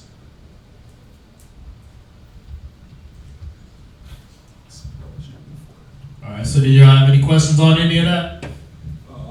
All right, a lot of what we're reading is just going over names, heads of families, heads of tribes, things like that, the princes that we had of Israel. And these names are relevant as you go later on in the scriptures. You start seeing, oh, this person's son of this person. And then you're able to trace it back. Oh, this was one of the chief men. You understand? Since he's the son of these princes that they were naming off, he must have been a prince himself. So, you know, you read about some of these mighty men, you read about some of these men in David's time, or you read about some of these men in Christ's lineage, and you're able to see, oh, he's a son of one of the chief men in Israel. You understand? They're descended from these chief tribes, and they kept these pedigrees, they kept these lists all throughout our times. All right, so until 70 AD, we had these lists. You understand? We had these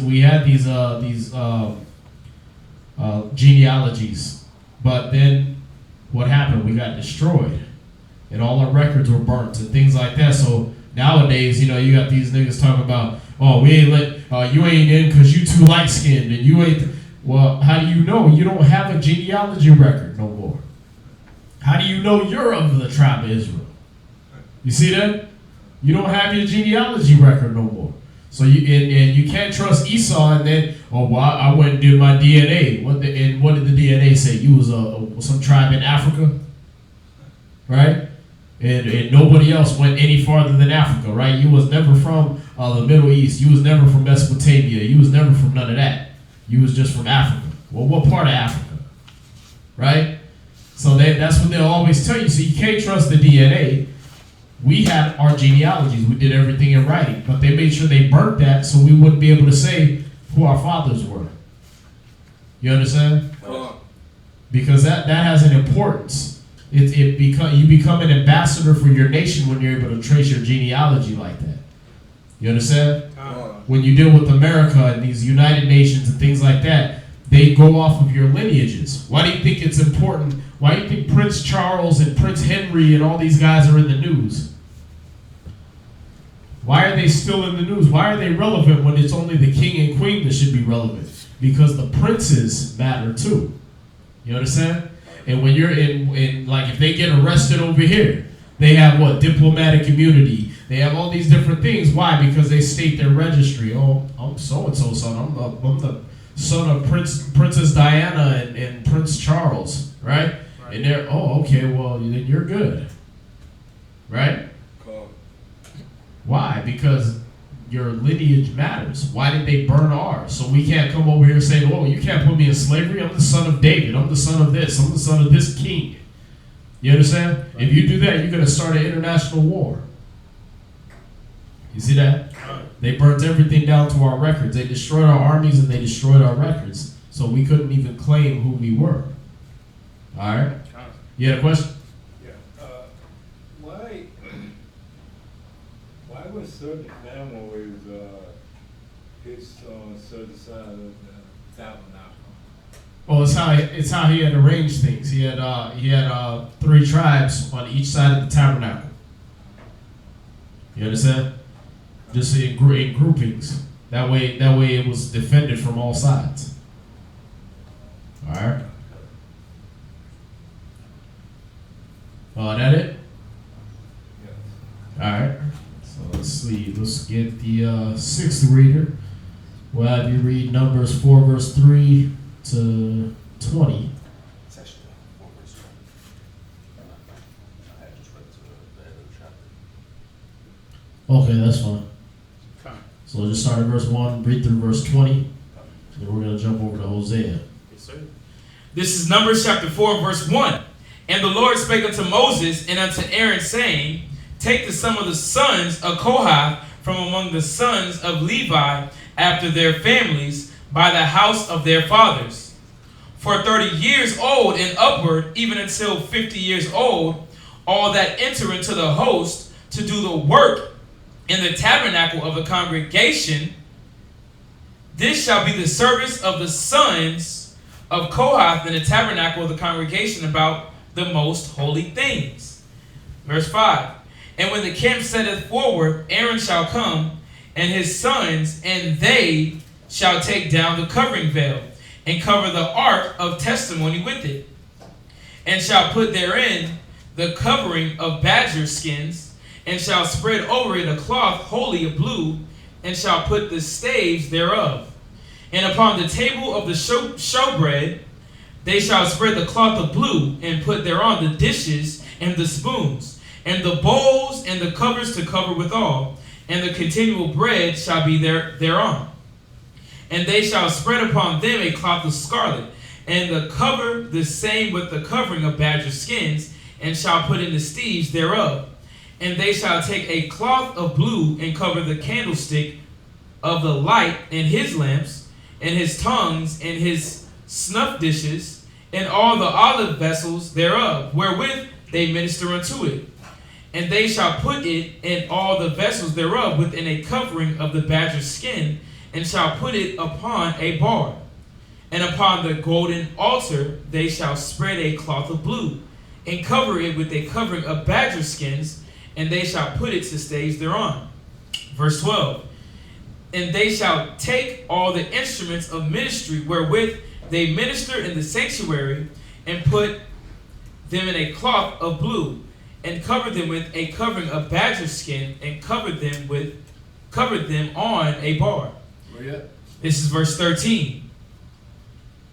And they shall take away the ashes from the altar, and spread a purple cloth thereon. And they shall put upon it all the vessels thereof, wherewith the ministers they minister about it, even the censers, the flesh hooks, and the shoves, and the basins, all the vessels of the altar. And they shall spread upon it a covering of badger skin, and put on the staves of it. Verse 15. And when Aaron and his sons have made an even of covering the sanctuary, and all the vessels of the sanctuary, as the camp is to set forward, after that the sons of Kohath shall come to bear it. But they shall not touch any holy thing, lest they die. These things are the burden of the sons of Kohath. All right, so when you look at 4 verse 12, and it talks about the badger skins, the word is tachash in Hebrew, and it says a kind of leather, a skin or animal hide. Perhaps the animal yielding the skin. It says perhaps the badger or dugong, dolphin, or sheep. Now we know it wasn't lawful to touch the hide of any unclean animal, so it probably wasn't an actual badger or a dolphin, obviously. All right, but you have that it was either a sheep. This one says probably a foreign derivation, a clean animal with fur, probably a species of antelope. All right. So more than likely, this was like an antelope, like deer skin. All right.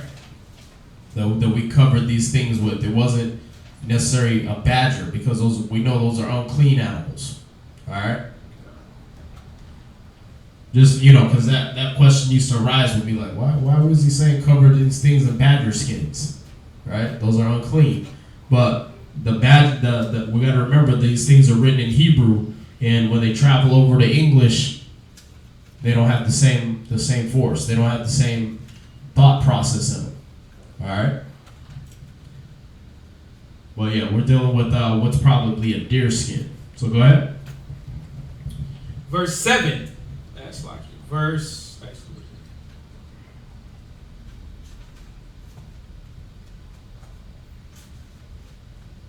This is going to be verse 16.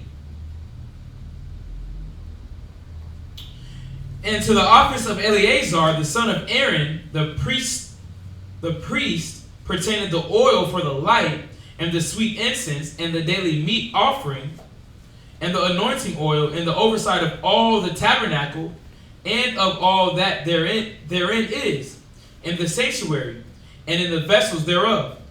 And the Lord spake unto Moses and unto Aaron, saying, Cut ye not off the tribe of the families of the Kohathites from among the Levites, but thus do unto them that they may live and not die.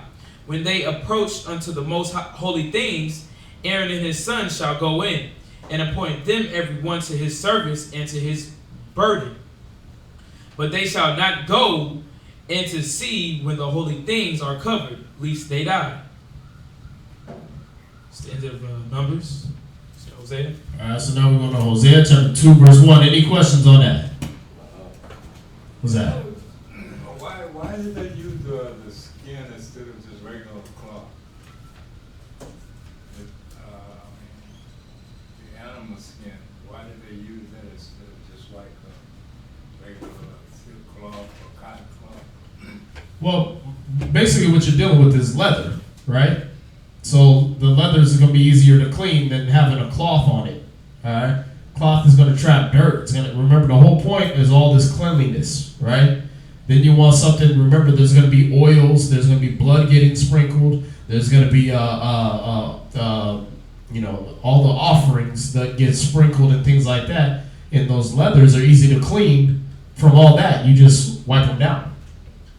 You see that? But a cloth is going to trap all that in there. It's going to trap bacteria. It's going to trap disease and things like that. And the whole sanctuary was meant to be clean. All right? So where are we going? Hosea chapter 2, verse 1 through 10. Hosea chapter 2 and verse 1. Say ye unto your brethren, Amen, and to your sisters, Ruhamah, plead with your mother, plead, for she is not my wife, neither am I her husband. Let her therefore put away her whoredoms out of her sight, and her adulteries from before her breast. Lest I strip her naked, and set her as in the day that she was born, and make her as a wilderness, and set her like a dry land, and slay her with thirst. And I will not have mercy upon her children, for they be the children of whoredoms. For their mother hath played the harlot. She that conceived them hath done shamefully. For she said, I will go after my lovers, that give me my bread and my water, my wool and my flax, my oil and my drink. Verse 6, therefore, behold, I will hedge up thy way with thorns, and make a wall that she shall not find her paths. And she shall follow after her lovers, but she shall not overtake them. And she shall seek them, but shall not find them. Then she shall say, I will go and return to my first husband, for then was it better with me than now. Verse 8, for she did not know that I gave her corn and wine and oil, and multiplied her silver and gold, which they prepared for Baal. Therefore will I return and take away my corn in the time thereof, and my wine in the season thereof, and will cover my wool and my flax given to cover her nakedness. Verse 10. And now will I discover her lewdness in the sight of her lovers, and none shall deliver her out of my hand.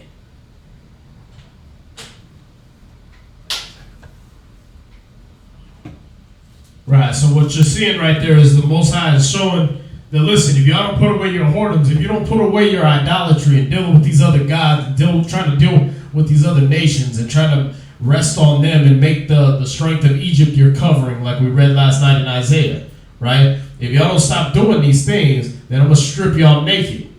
And that's what he did in slavery, right?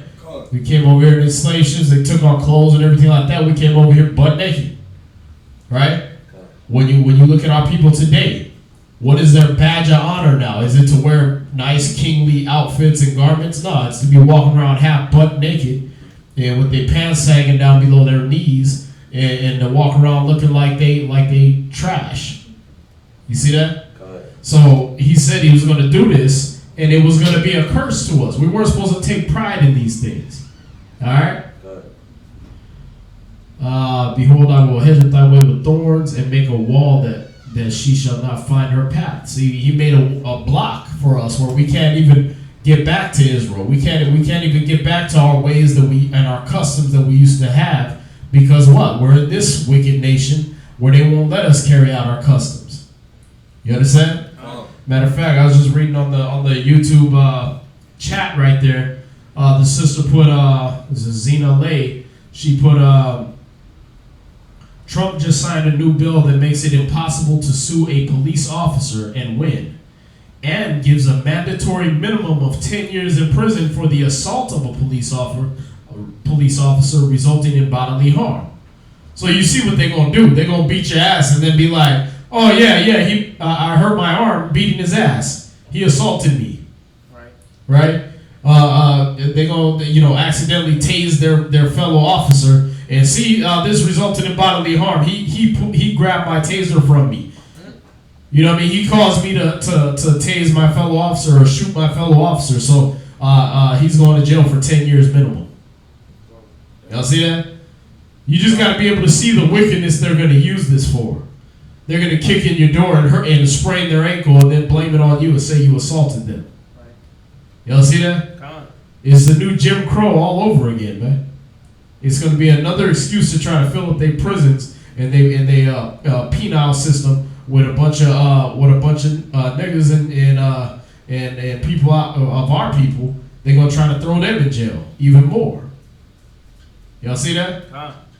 Along with Trump already promoting racism and bigotry all over the country anyway.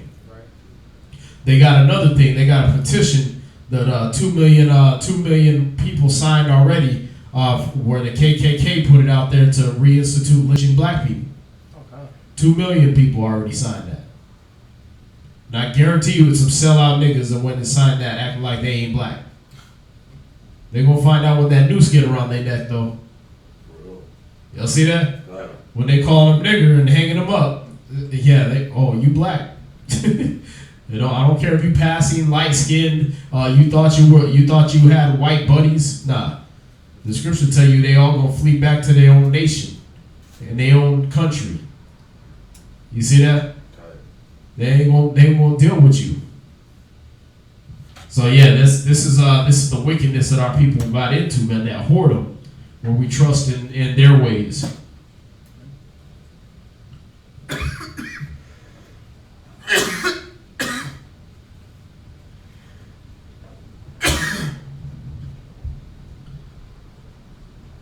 Yeah, she said they kicking in doors in Selma right now in Alabama, Selma, Alabama.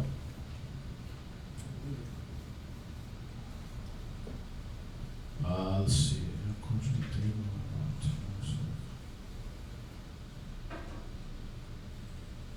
Yeah, I think if I'm reading that right, Daran Yashara Ban Gad Ban Yasharala. I don't know if we were in that first part right, that ending. I mix that one up sometimes. Duran or Duroc, something like that. I'm located in the North Country of Diego, and I wanted to know so I could plan ahead to make it. Yeah, we'll be out there at the State Fair, so We're gonna be out there in San Diego, June 2nd to July 5th. All right. Where's this? What were we saying? The state fair is going to be in Del Mar. If you're in any area of San Diego, we'll definitely be able to connect with you, man. So just send your information via to the priest of the numbers that you see online, and we'll be able to get a hold of you, man. Right. The Rock Yashara. Okay. All right. So we'll be in Del Mar. All right, for the record. All right. So last part of the reading, Hosea 2 verse 11 through 23. All right. I will also cause all her mirth to cease, her feast days, her new moons, and her Sabbaths, and all her solemn feasts. And when did he do that? He did that when we went into slavery, when they destroyed the temple, when they destroyed Jerusalem. That was the end of our solemn days, our feast days, and everything like that. Why? Because he wanted us to stop celebrating them? No. Because we sold out and stopped celebrating them already. So he said, you know what, even the ones that are keeping it, I'm putting an end to that. And I'm going to do it with this slavery. Now us, as we've been delivered from that destruction, from that death and murder and everything that they were doing to our people, we're to rehearse the righteous acts and go back to those things, according to Judges 5 verse 11. All right? Come on. Verse 12, and I will destroy her vines and her fig trees, whereof she has said, these are my rewards that my lovers have given me, and I will make them a forest, and the beasts of the field shall eat them. And I will visit upon her the days of Baalim, wherein she burned incense to them. And she decked herself with her earrings and her jewels, and she went after her lovers, and forgot me, said the Most High. So the days of Baalim was the days of foolishness, the days of wickedness. You understand? Baalim were the other lords that we served. Baalim is the plural for Lord. All right, Baal is Lord. Baalim is lords. Right? Well, there ain't no Lord but the Most High. So what the hell were we serving? We were serving these other nations' gods. Baal. You understand? And all these other Molech and Kion and all that. So he said, I'm going to visit them days back on you, man. I'm going to pay you back for all that time you spent worshiping those other gods. All right? Where we at? Let's see. Verse 13. And I will, verse 14. Therefore, behold, I will allure her and bring her into the wilderness and speak comfortably unto her. And I will give her vineyards from thence, and the valley of Achor for a door of hope. And she shall sing there, as in the days of her youth, and as in the day when she came up out of the land of Egypt. So we're going to go back into the wilderness. All right? After America gets nuked, we're going to go back into that time of the wilderness, and we're going to have to come back to our land. And it shall be, verse 16, and it shall be at that day, saith the Most High, that thou shalt call me Ishi, or Ayashia, which means my man, right? We're going to go back to calling him our husband, all right? The Most High, our husband. And shall call me no more Baalia, Lord. For I will take away the names of Baalim out of her mouth, and they shall no more be remembered by their name. So he ain't going to be remembered by God, Jesus, Jesus, none of that. All right? He ain't going to be remembered by none of the lords of these other nations. We're not going to be calling him Allah or nothing like that. We're going to be calling him Yahweh, right? Our husband, our creator, our Lord. Good. All right? It said, and in that day will I make a covenant for them with the beasts of the field and with the fowls of heaven and with the creeping things of the ground. And I will break the bow and the sword and the battle out of the earth, and will make them to lie down safely. See that? That's not going to happen until after he destroys America. All right? Then he's going to make peace and safety. All right? And I will betroth thee unto me forever. Yea, I will betroth thee unto me in righteousness and in judgment and in loving kindness and in mercies. I will even betroth you unto me in faithfulness, and thou shalt know the Most High. And it shall come to pass in that day, I will hear, saith the Most High, I will hear the heavens, and they shall hear the earth. And the earth shall hear the corn, and the wine, and the oil, and they shall hear Jezreel. And I will sow her unto me in the earth, And I will have mercy upon her that have not obtained mercy. And I will say to them which were not my people, thou art my people. And they shall say, thou art my power. You see that? So he's going to restore Israel's status back to being his people. All right? There's not going to be no more unmercifulness. You see, again, these laws that they're putting into action, they're doing this so they can take away mercy from us. They don't want to have mercy on us, man. Like I said, the 3 cops came to get my aunt, and I ended up shouting at the dude that was coming. He kept trying, the dude that called the cops over there with him to get, it was her son, and he come up trying to come close to me to come grab something. I yelled at him to get back, and then the cop going to yell at me and tell me, hey, you need to watch it and this and that. He ain't on your doorstep and this and that. And he unsnapped his gun, and I'm like, nigga, when I first came out, I was in a robe. So first of all, you know I wasn't armed. I came out next time in some shorts and a t-shirt with some flip-flops on, and you gonna sit there and unsnap your gun because I'm yelling loud? You see that? Right. That's what they intend to do, man. They know you ain't armed. They know you ain't dangerous, but they still want the first reaction. He got a taser on him. He got a mace on him. But his reaction is, I'm gonna unsnap my gun. They know what they want to do to you when they see that you black, man. They got it already intended to murder you and to not have mercy on you. And if it wasn't for the Most High mercy, I'd probably be dead right now. Because how many brothers you done seen where the cop does more than unsnap his gun? Off of them talking loud, or off of them making a threatening gesture or something like that. You got the one dude that he did it. I think he was a Hebrew Israelite, but the dude was being an idiot, and he goes and puts his Pepsi can down, and he starts talking loud at the cops and everything and walking toward them. And they tell him, get back, and they know he ain't armed, but they shoot his ass anyway and kill him on the street. Y'all see that? All the so-called self-defense techniques and all the land of the free, home of the brave, right? And they still, first thing they do is grab their guns out on an unarmed man. Freedom of speech. Right. Yeah, what happened to freedom of speech? What happened to all those things? You ain't got that. Y'all see that? Because this place doesn't have mercy on you, man. This is the place where the Most High said you're not going to have no mercy on you. But what he's going to do is he's going to restore that mercy that he once gave us. All right? So let's go on. We're at Romans 9, verse 22 through 33.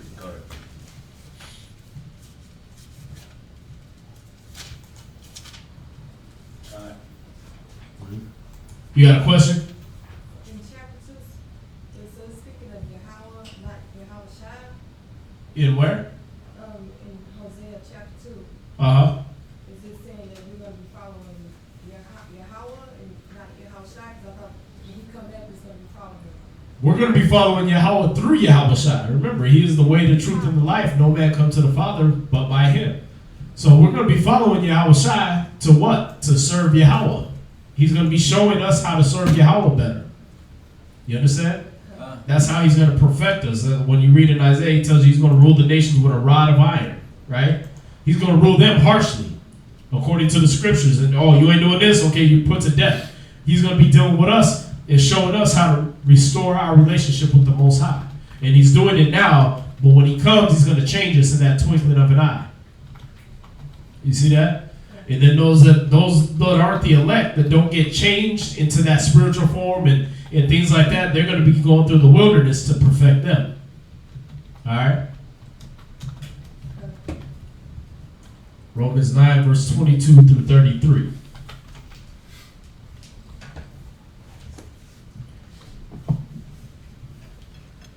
What if the Most High, willing to show his wrath and to make his power known, endured with much long suffering the vessels of wrath fitted to destruction, and that he might make known the riches of his glory on the vessels of mercy, which he had afore prepared unto glory.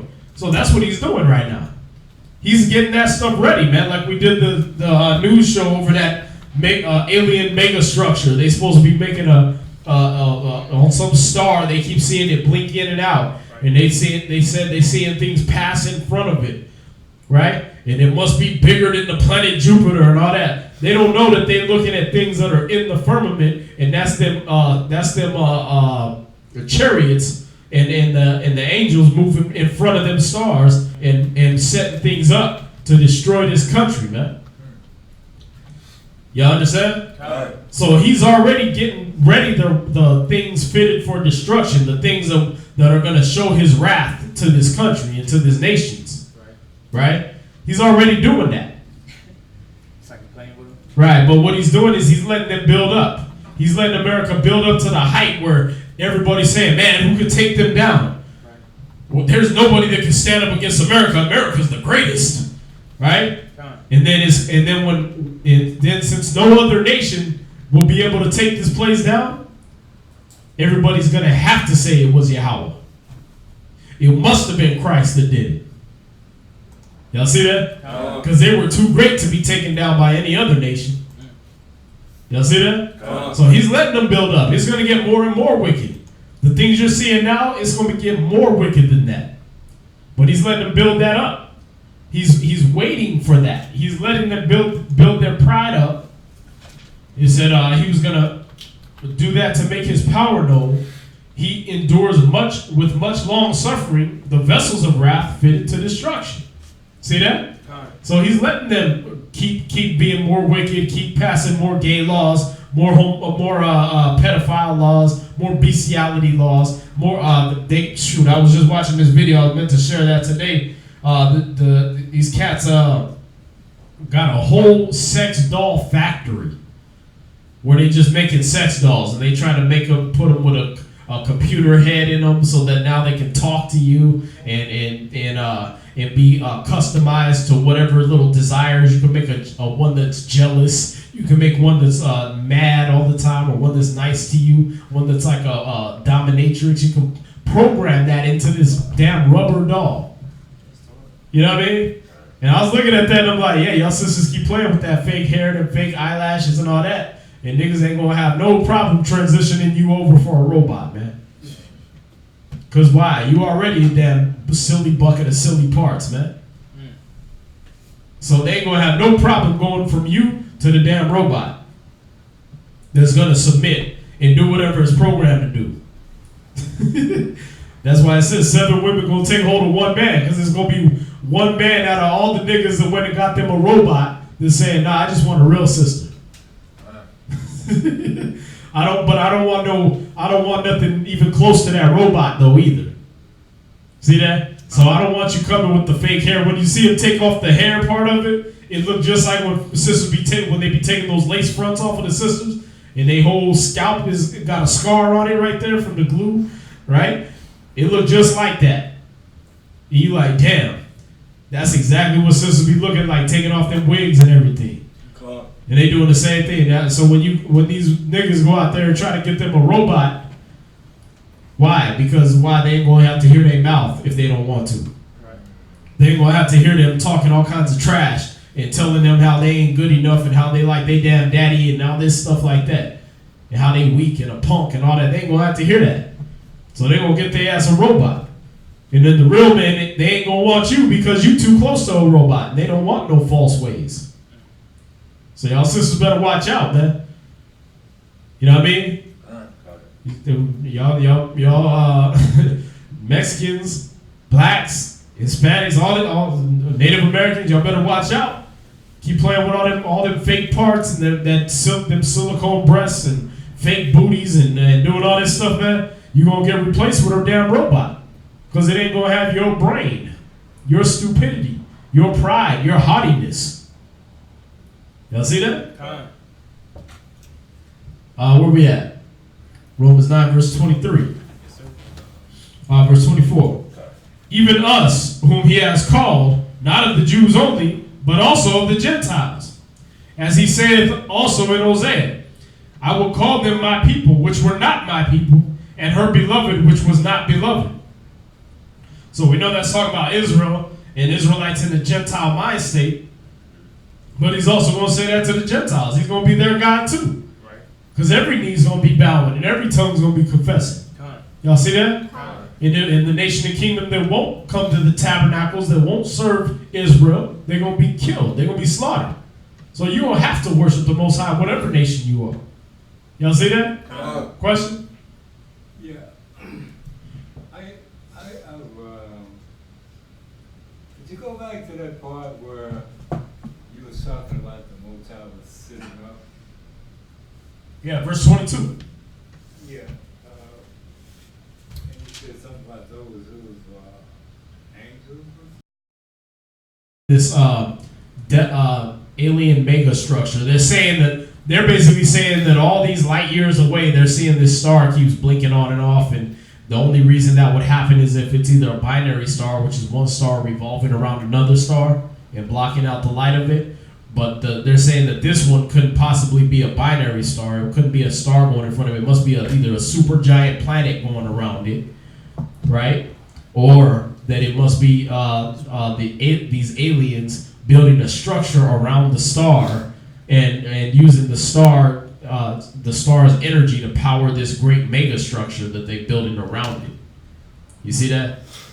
So that's what they're speculating, right?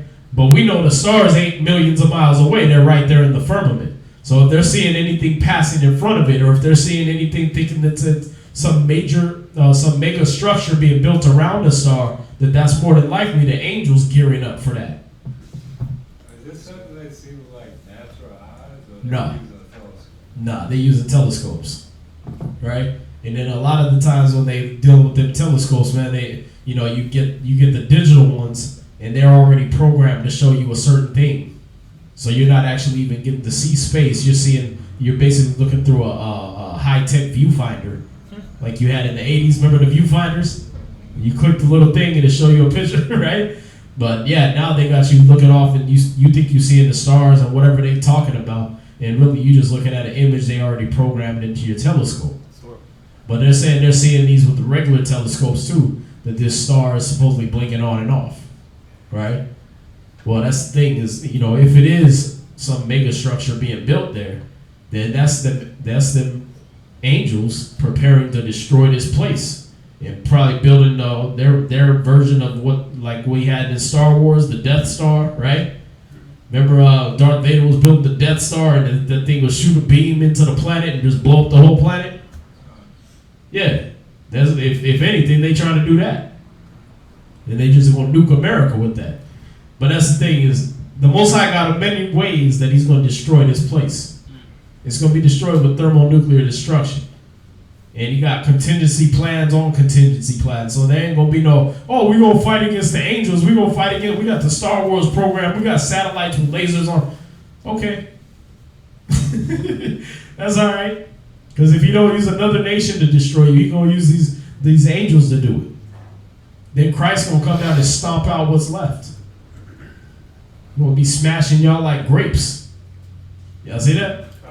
So yeah, he is letting those things letting America get built up in pride. Let them get built up in their so-called wisdom and their sciences and all that. He's letting them get built up to be the greatest nation ever.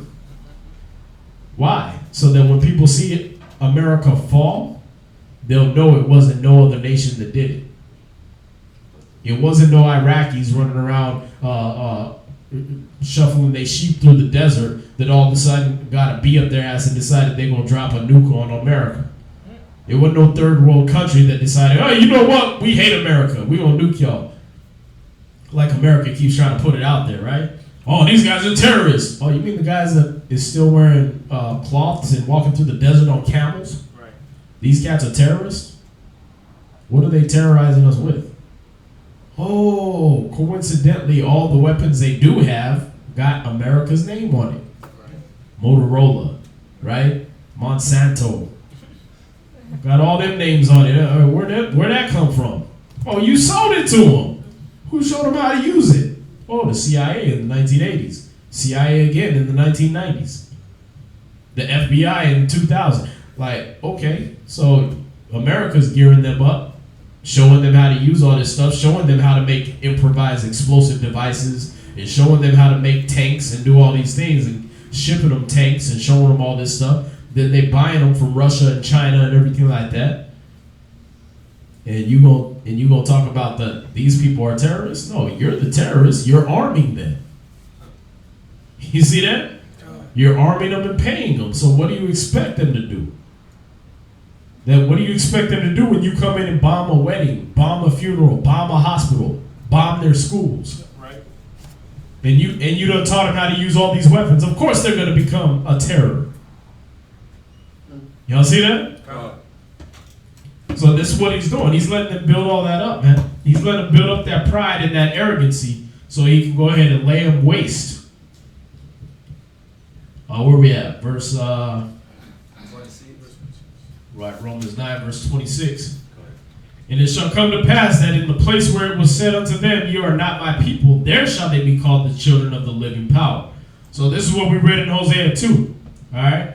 That he was going to bring us back to that place. We were going to call him our husband again. Right? Verse 28. For he will finish the work and cut it short in righteousness. Because a short work will the Lord make upon the earth. So it ain't going to be no years of turmoil and tribulation and years of wars and everything like that America goes through. Right. He's just going to nuke the place. Get it over with. Yeah. He said in 1 hour is your destruction come when you go to the book of Revelations. Right? We ain't going to have no fight.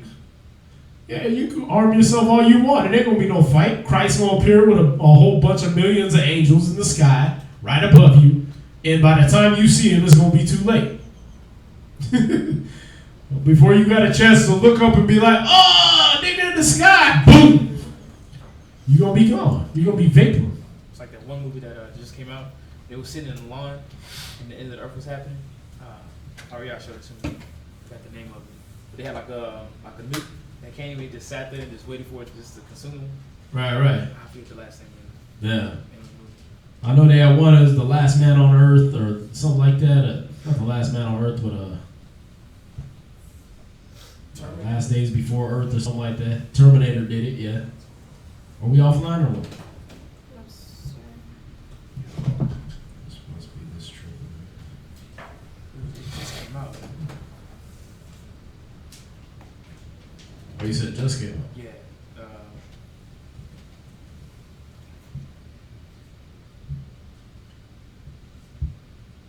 Alright, let's see. Alright, so where we at? Verse 29, right? Correct. And as Isaiah said before, except the Most High of Sabbath had left us a seed, we had been as Sodom and been like unto Gomorrah. See that? So unless the Most High had intervened and sent Christ and gave us his word, we all been like a bunch of sodomites, a bunch of faggots and lesbians and committing bestiality. You understand? We would all been like that, but he left us a remnant. And so what shall we say then? That the Gentiles which followed not after righteousness have attained to righteousness, even the righteousness which is of faith. See that? The Gentiles got a chance for that, to obtain righteousness, all right, to do right. But Israel, which followed after the law of righteousness, has not attained to the law of righteousness. Why? Because you got a bunch of cats acting like they lawful, right? Trying to use the law against another brother so they can gain followers to themselves. Meanwhile, running around talking about, I'm going to baptize your woman and she's going to become my woman. Nigga, that's adultery. You see that?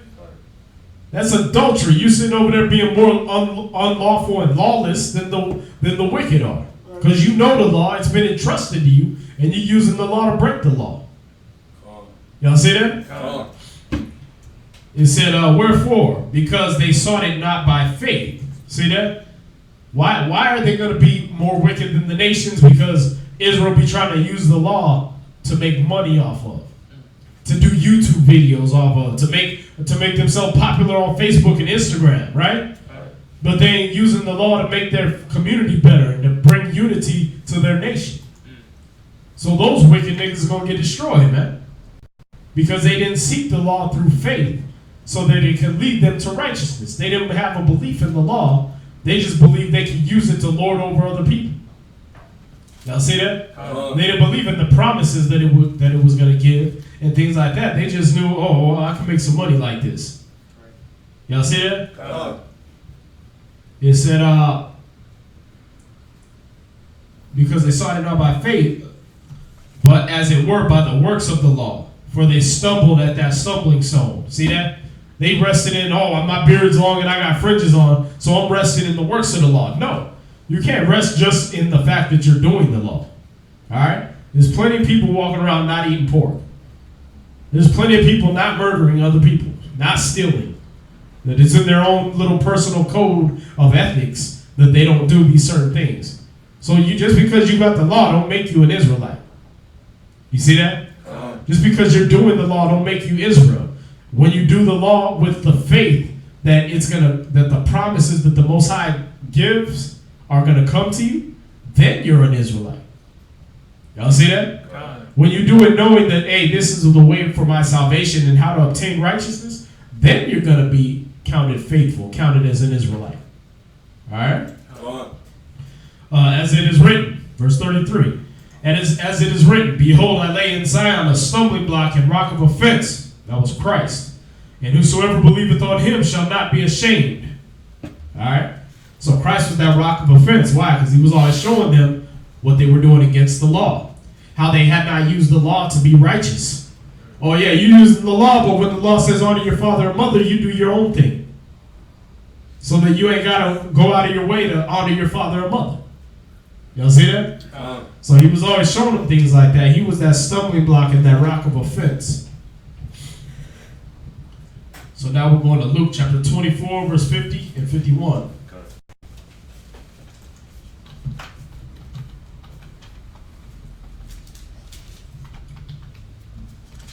So if you want to become one of them princes like we were reading about back in Numbers, if you want to become one of those heads of your tribes, heads of your families, one of the elect, you're going to keep these laws in faith. You understand? You're not going to go commit the whoredoms that our forefathers started getting into. All right? You're not going to deal with these idols and this wickedness that this society gets into. Let's see, Luke chapter 24, verse 50 and 51. And he led them out as far as to Bethany, and he lifted up his hands and blessed them. And it came to pass while he blessed them, he was parted from them and carried up into heaven. Acts chapter 1, verse 9 through 11. So that's talking about Christ being carried up into heaven.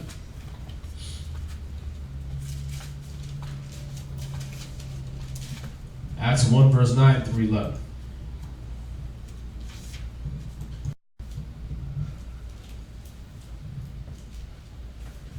And when he had spoken these things, while they beheld, he was taken up, and a cloud received him out of their sight.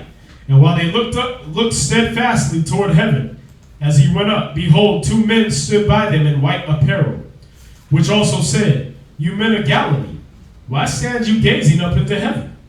This same Yahushua, which is taken up from you into heaven, shall so come in like manner as you have seen him go into heaven. See that? So just like he got taken up, that's how he's coming back. But these cats is over there looking at these alien megastructures and looking all into the quasars, thinking they're gonna see him coming before he get here. Nope. He gonna appear just like he left. Star Trek. Yeah. A cloud received him up, a cloud gonna bring him back. You gonna be looking at one of these clouds, you're like, man, that's a mighty dark cloud. That look familiar. There's Christ. You see that? And then here come the nukes. And his angels. Right, and that wrath. Why you look so bad? That's how you gonna be looking at him, man.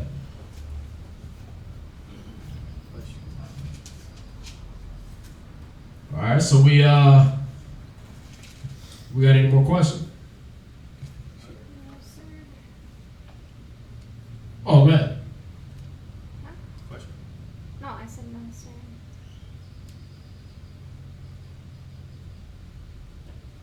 All right, so there's nothing online. If y'all got any questions, we can do a little bit of questions before we start getting wrapped up. Otherwise, we're gonna finish the Sabbath ceremony, so we'll go offline, finish the Sabbath ceremony, and then start getting packed up and everything like that, ready to go street speaking.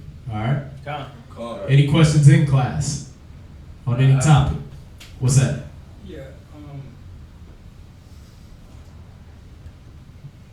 you say like he's gonna come say? Yeah, then the nukes, the nuclear destruction. Okay, so like, I mean, like, how are the people going to invade all this destruction? I mean, like, what are the people going to, I mean, like, I don't understand, like, he's going to destroy the earth, right? So what are the people going to do? What are you going to do? What are you going to do? He's not going to destroy the whole earth. He's going to destroy the wicked nations, right? And just like he did when we were in Egypt, we were living right there in Goshen, right? In Egypt, we were living there, but he had us protected. Like I said, in all of Egypt there was darkness, but in Goshen we had light, right? With the locusts and the lice and the blood, water turned to blood and everything, it only happened in Egypt, but it didn't happen in Goshen where we were living. You see that? So all these things are going to happen, and it's going to be a time where, hey, yeah, we have a Sabbath class, and everybody needs to come in. You know what I mean? The Spirit's going to hit a brother like, yeah, everybody, camp text, everybody need to be in class tonight. Right? And then that one or two people that, well, nah, man, I'm going to go hang out at my with my kids, or I'm going to go do this, or I'm going to go do this, or I'm going to be at the club. And that's when the nukes going to drop, and everything around the school going to be nuked. But the school going to be fine. Right? Like a few years ago, we had that flood. All that rain was coming, man, and we was in the school. We had class all night, right? And the rain started coming down, and we got trapped in the school because the whole block had turned into basically a river. And back over behind us, that bayou had over flooded, so you couldn't even drive down the street. There was 18-wheelers getting stuck in the street right here. You see that? But the water wouldn't come up past the grass of the parking lot. We had a leak in the roof, but it didn't leak the whole time during it was raining. Not a drop of water was coming into school. You see that? Because the Most High is going to have you in a place where you're protected, man. It's crazy, man. All the other times, like we have a light rain or something like that, and the roof will start leaking. But when we had all this downpour, man, you couldn't even see outside hardly for all the rain that was coming down. And then, I still got it on YouTube, the video I had where the whole street was just flooded, man. And you look at the bayou over there, and they had overran all that bayou. And we was good, man. That water will come up about as far as, like I said, the blacktop right there, and it will stop right there. Like it couldn't come any further. You see that? But the whole street was flooded. It was going up in the Walgreens over there. It was going up onto all these other places, but it couldn't get past that part right here. You see that? So we're going to be delivered from that destruction, man, just by being in the right place at the right time. You see that?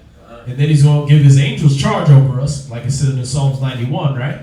He'll give his angels charge over you, and they'll bear you up lest you dash your foot upon the stone. So those chosen elect, and those 144,000, and those that 1/3 that aren't going to be destroyed, they're going to be in the right place at the right time. He's going to have his protection on them. All right. And again, that ain't the first time that happened to us, man. We came here during Hurricane Ike in our neighborhood. There was like at least probably about 7 to 10 houses where they had blue tarps on them for the whole week or month afterward because the hurricane weather had torn up their roof. We was good. There was all the houses on the block was out of lights and electricity and everything like that. And we had our little generator set up and we had light. We was the only house on the block that had light. You see that? God. Why? Because the Most High is going to send that spirit out and brothers are going to be moving a certain way and we're all going to be gathered together in a certain place and he's going to have that place protected. You see that? God. That's how it's going to be. When you read Revelation 7, right? He tells the angels, hold back those winds of destruction in the four corners of the earth. And don't hurt the grass or the seed till we've sealed the 144,000.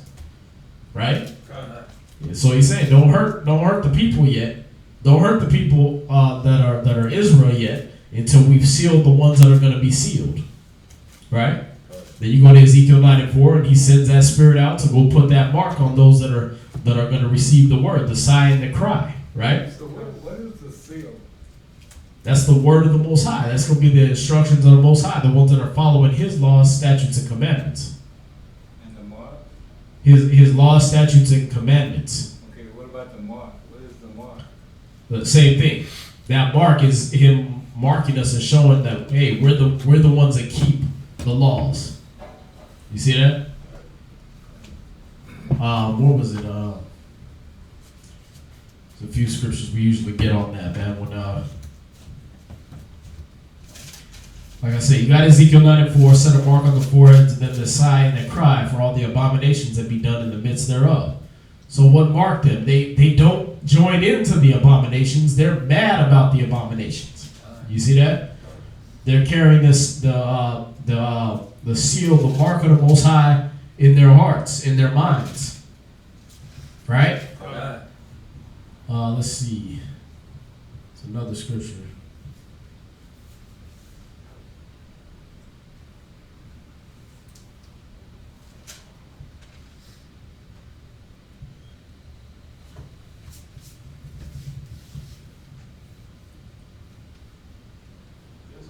Ephesians 1:13. What's that? It says, in whom ye also trusted after that you heard the word of the truth, that gospel of your salvation, in whom also that after that you believed you were sealed. Yeah, read that. That's it. Ephesians chapter 1, verse 13.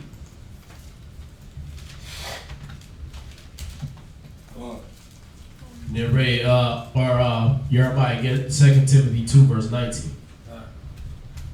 Ephesians chapter 1, verse 13.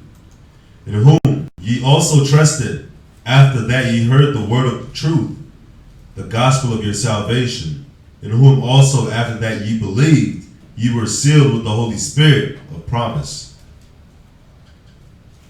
See that? So we got sealed with the Holy Spirit. That's what the mark is. That's what the seal is. All right? That we got sealed with the Holy Spirit. You get that? All right? So that was Ephesians what? Chapter 1, verse 13. Right? What's that other scripture? You said it's 2 Timothy 1 and 19. 2 verse 19. 2 Timothy 2 and 19? Uh-huh. 2 Timothy chapter 2 and verse 19. Nevertheless, the foundation of Yah standeth sure, having this seal, the Lord knoweth them that are His. See that? So the Most High knows who's His. Christ knows who are His. You see that? So how are we sealed? We're Christ. He knows who's His. So when that angel of death comes, which was Christ back then, all right, when He comes again and He comes and brings that destruction, He's gonna know who's His. Remember, He's gonna be the one doing the destroying. So He's gonna be like, I know you. Okay, He's gonna kill the man next to you. Y'all see that? He's gonna slaughter everybody on your block and then be like, oh no, not him. I know him. You see that? So we're going to have that seal. We're going to have that. Why are we going to be sealed? Because we're going to be doing what He said. We're going to be committing and keeping the righteous acts of the Most High. All right?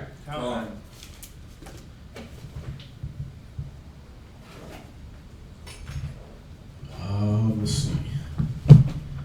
Can we take our kids to the park, and also should they play in sports tournaments on the Sabbath? Again, this kind of goes right with the gym thing, with the workout thing.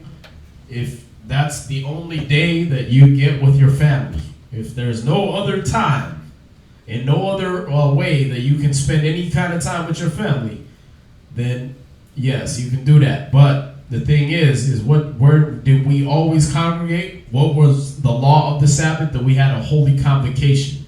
So you should be in your nearest camp. You should be in your nearest gathering, reading the scriptures, getting questions answered, and being able to deal with your family according to the Bible.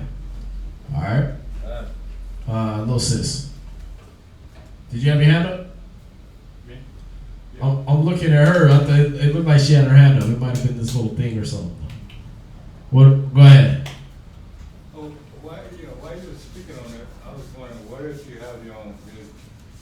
If you have your own business, like we do. You leave it open. I mean, if you can close it, you can close it. You know what I mean? The owner of Chick-fil-A does it, right? The Chinese do it. They close on Monday. They close their businesses on Monday. You see that?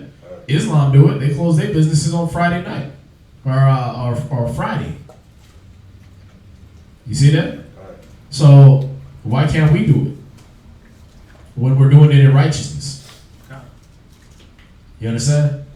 Now, again, if it'll be detrimental to your business, like if that's the only day you really make money, then you're going to leave it open. Or in our case, we got our business in the mall. The mall don't close on Saturday, according to our Sabbaths, right?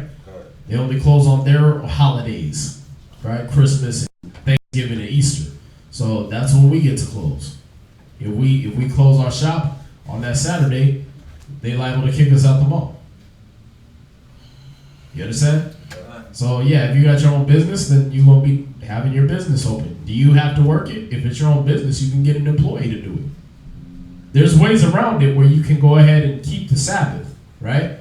But at the same time, we also know that St. John 5:17 said, "The Most High worketh hitherto, my Father worketh hitherto, so I work." All right. If that's what's saving your family, if that's what's saving your nation, then you're gonna keep that open. We keep it open because Saturday is the most profitable day to make money for our nation. All right? So we don't got to sit here fleecing the flock and locking the doors on them and telling them we need your credit card. No, we got a business that's making the money for this day so that the two brothers hold it down there while we're able to remain here and enjoy our Sabbath. Y'all see that? Right. And you had that in the scriptures. The priests always were working on the Sabbath, while the rest of Israel got to enjoy the Sabbath. Y'all see that? All right.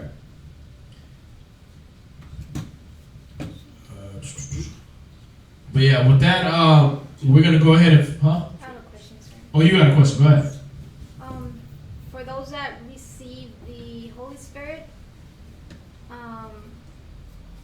according to the scriptures, are they able to lose the Holy Spirit? And for those that die physically and reincarnate, does that mean that they have to regain the Holy Spirit in life again, or is it with them? Well, let's go to for the first part of your question. All right, can you lose the Holy Spirit? Go to Psalms 51.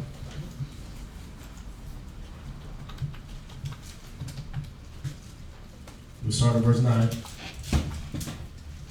Actually, for both parts of your question, because when you reincarnate, you do got to reconnect with the Holy Spirit.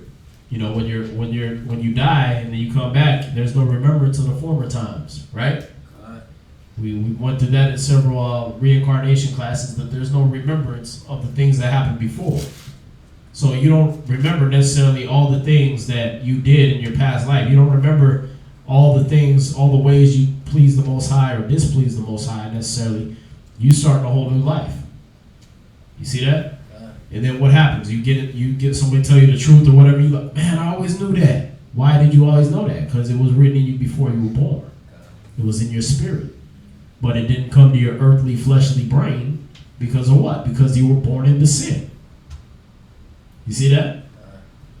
All right, so read that. Psalm chapter 51 and verse 9. Hide thy face from my sins and blot out all my iniquities. See that? So this is David asking the Most High, hide your face from my sins and blot out all my iniquities. Right? Not just the one with Bathsheba, but for anything from a past life, anything from my other lives. Blot those all out. Go ahead.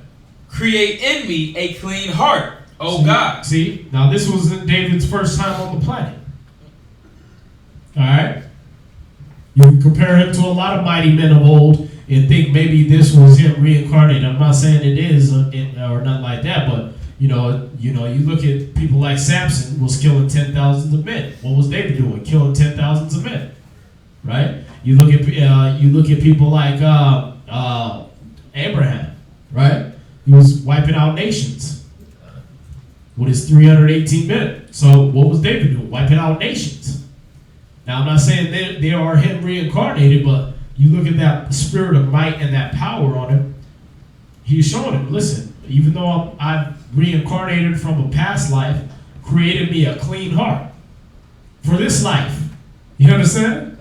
Created me a clean heart. Go ahead. O God, and renew a right spirit within me. See, renew, meaning make new again the spirit that's in me. See that? Go ahead. Verse 11. Cast me not away from thy presence. So he's begging the Most High, don't cast me away from your presence. Read. And take not the Holy Spirit from me. See, like you did with Saul.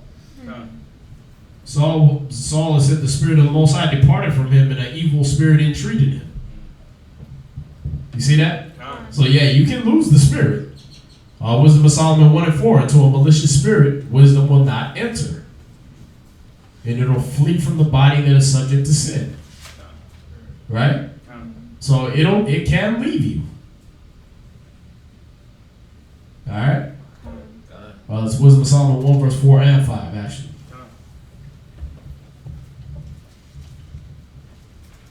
Alright, so was that it on questions? Did that answer yours? Yeah, and just on that, when Yahushua says, when the Most High says that, I don't know if it's in the Old Testament, I will never leave you nor forsake you, that's just not through the Holy Spirit? No, he'll never leave you or forsake you. See, it says wisdom won't enter into you. Why? Because you're rejecting it, right? But the thing is it'll still follow you. Where is that?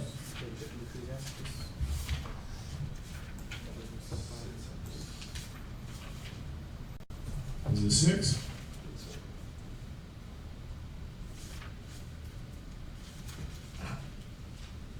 Yeah. 4. Ecclesiastes chapter 4 verse 16. If a man commit himself unto her, he shall inherit her, and his generation shall hold her in possession. For at the first she will walk with him by crooked ways, and bring fear and dread upon him, and torment him with her discipline, until she may trust his spirit, and try him by her laws. Then will she return the straight way unto him, and comfort him. Well, how's she going to return it to you if you was born in sin? Because you had it in a past life. You understand? You dwelt with wisdom in a past life. Then will she return the straight way unto him, and comfort him, and show him her secrets. But if he go wrong, she will forsake him, and give him over to his own ruin. You see that? So yeah, the Most High, he has wisdom following you through those straight and crooked paths, right? And he will never leave you or forsake you. But how is it that that wisdom is forsaken? How does it forsake you? Because you leave off the wisdom. Hosea 4:6, my people are destroyed for lack of knowledge. Because thou hast rejected knowledge, I will also reject you. Right? Well, how did you reject us? Because we pushed back from you. You didn't go nowhere. You see that? And that's the thing. He's not going to get off his throne and come chase you down and, hey, come back and follow me. Nah. Okay, you're forsaken. Why? Because you broke the covenant. You broke the connection. And I'm not going to, it's like if you call your girl, right? She cuss you out and everything, and then you hang up the phone, or she hang up the phone on you. Well, she don't piss you off. You ain't calling her back. Right? So I'm forsaking that, right? I'm forgetting all about you. Till what? Oh, you call me back? Okay, now we can talk. But until then, I ain't going chasing you down. For y'all brothers that don't know to do that, that's how you operate. All right? All right? That's how you regain your power back. For sisters, that's how you know, okay, these family members, how do I know they don't really love me? They ain't calling. Phone work two ways, right? Why ain't they calling me? Or when they do call me, why is it they only trying to get me to go over to them or go hang out with them? Because they can come over here just as easy, right? So it's the same thing. Are you forsaking, or is the Most High forsaking you? No, he's forsaking chasing after you. He stays in the same spot and you cut off and disconnect and go away. But his wisdom stays with you because you can't unlearn what you don't learn. Right? So you going off in all the straight and crooked paths and everything, and that wisdom staying with you like, yeah, don't, you shouldn't be doing that. You shouldn't be doing that. See, they told you. It torments him. Right, it torments you. That's why you going through this. They told you, you better get back. You better get back to class. Right? Until you get back, and then you like, yeah, it didn't work. Y'all see that? But yeah, is it the Most High forsaking you? No, you forsook him, and he's not chasing after you. He done forsaken the chase. You understand? That's why he said, all day long, if I stretch out my hand to a disobedient, gainsaying people, man. A rebellious and stiff-necked people. You got your hand up, sis? Oh, okay, all right. All right, did that answer your question, though? Yes. All right. There's one more question online. I don't know if you read that. Shalom, our brothers, can we take our kid? Yeah, we did that one. Oh. Yeah. All right, so for y'all online, we appreciate y'all joining us. We're gonna go ahead and finish up the Sabbath ceremony, and that's why if you're in the Houston area, you want to be able to come in and join us and partake in these things like the lighting of the candles, the blessings over the lights, the blessings over the incense, the anointing prayers, and the starting and ending prayers. You want to be able to partake in those things. So you want to be able to try to join us at whatever camp that is close to you. San Antonio, Houston, New Mexico. If you're in another camp, well then so be it. Then you're in your IUIC, GOCC, GMS, or HOI, whatever, wherever you are. We pray for y'all always. Doesn't matter what camp you in. All right. All right. As long as y'all keeping the law, statutes, and commandments of the Most High in Christ, we praying for y'all too. All right. Even ISUPK, the home of the truth. All right. So we pray for all brothers and sisters that are doing this work. All right. But with that, we're gonna say shalom. Shalom.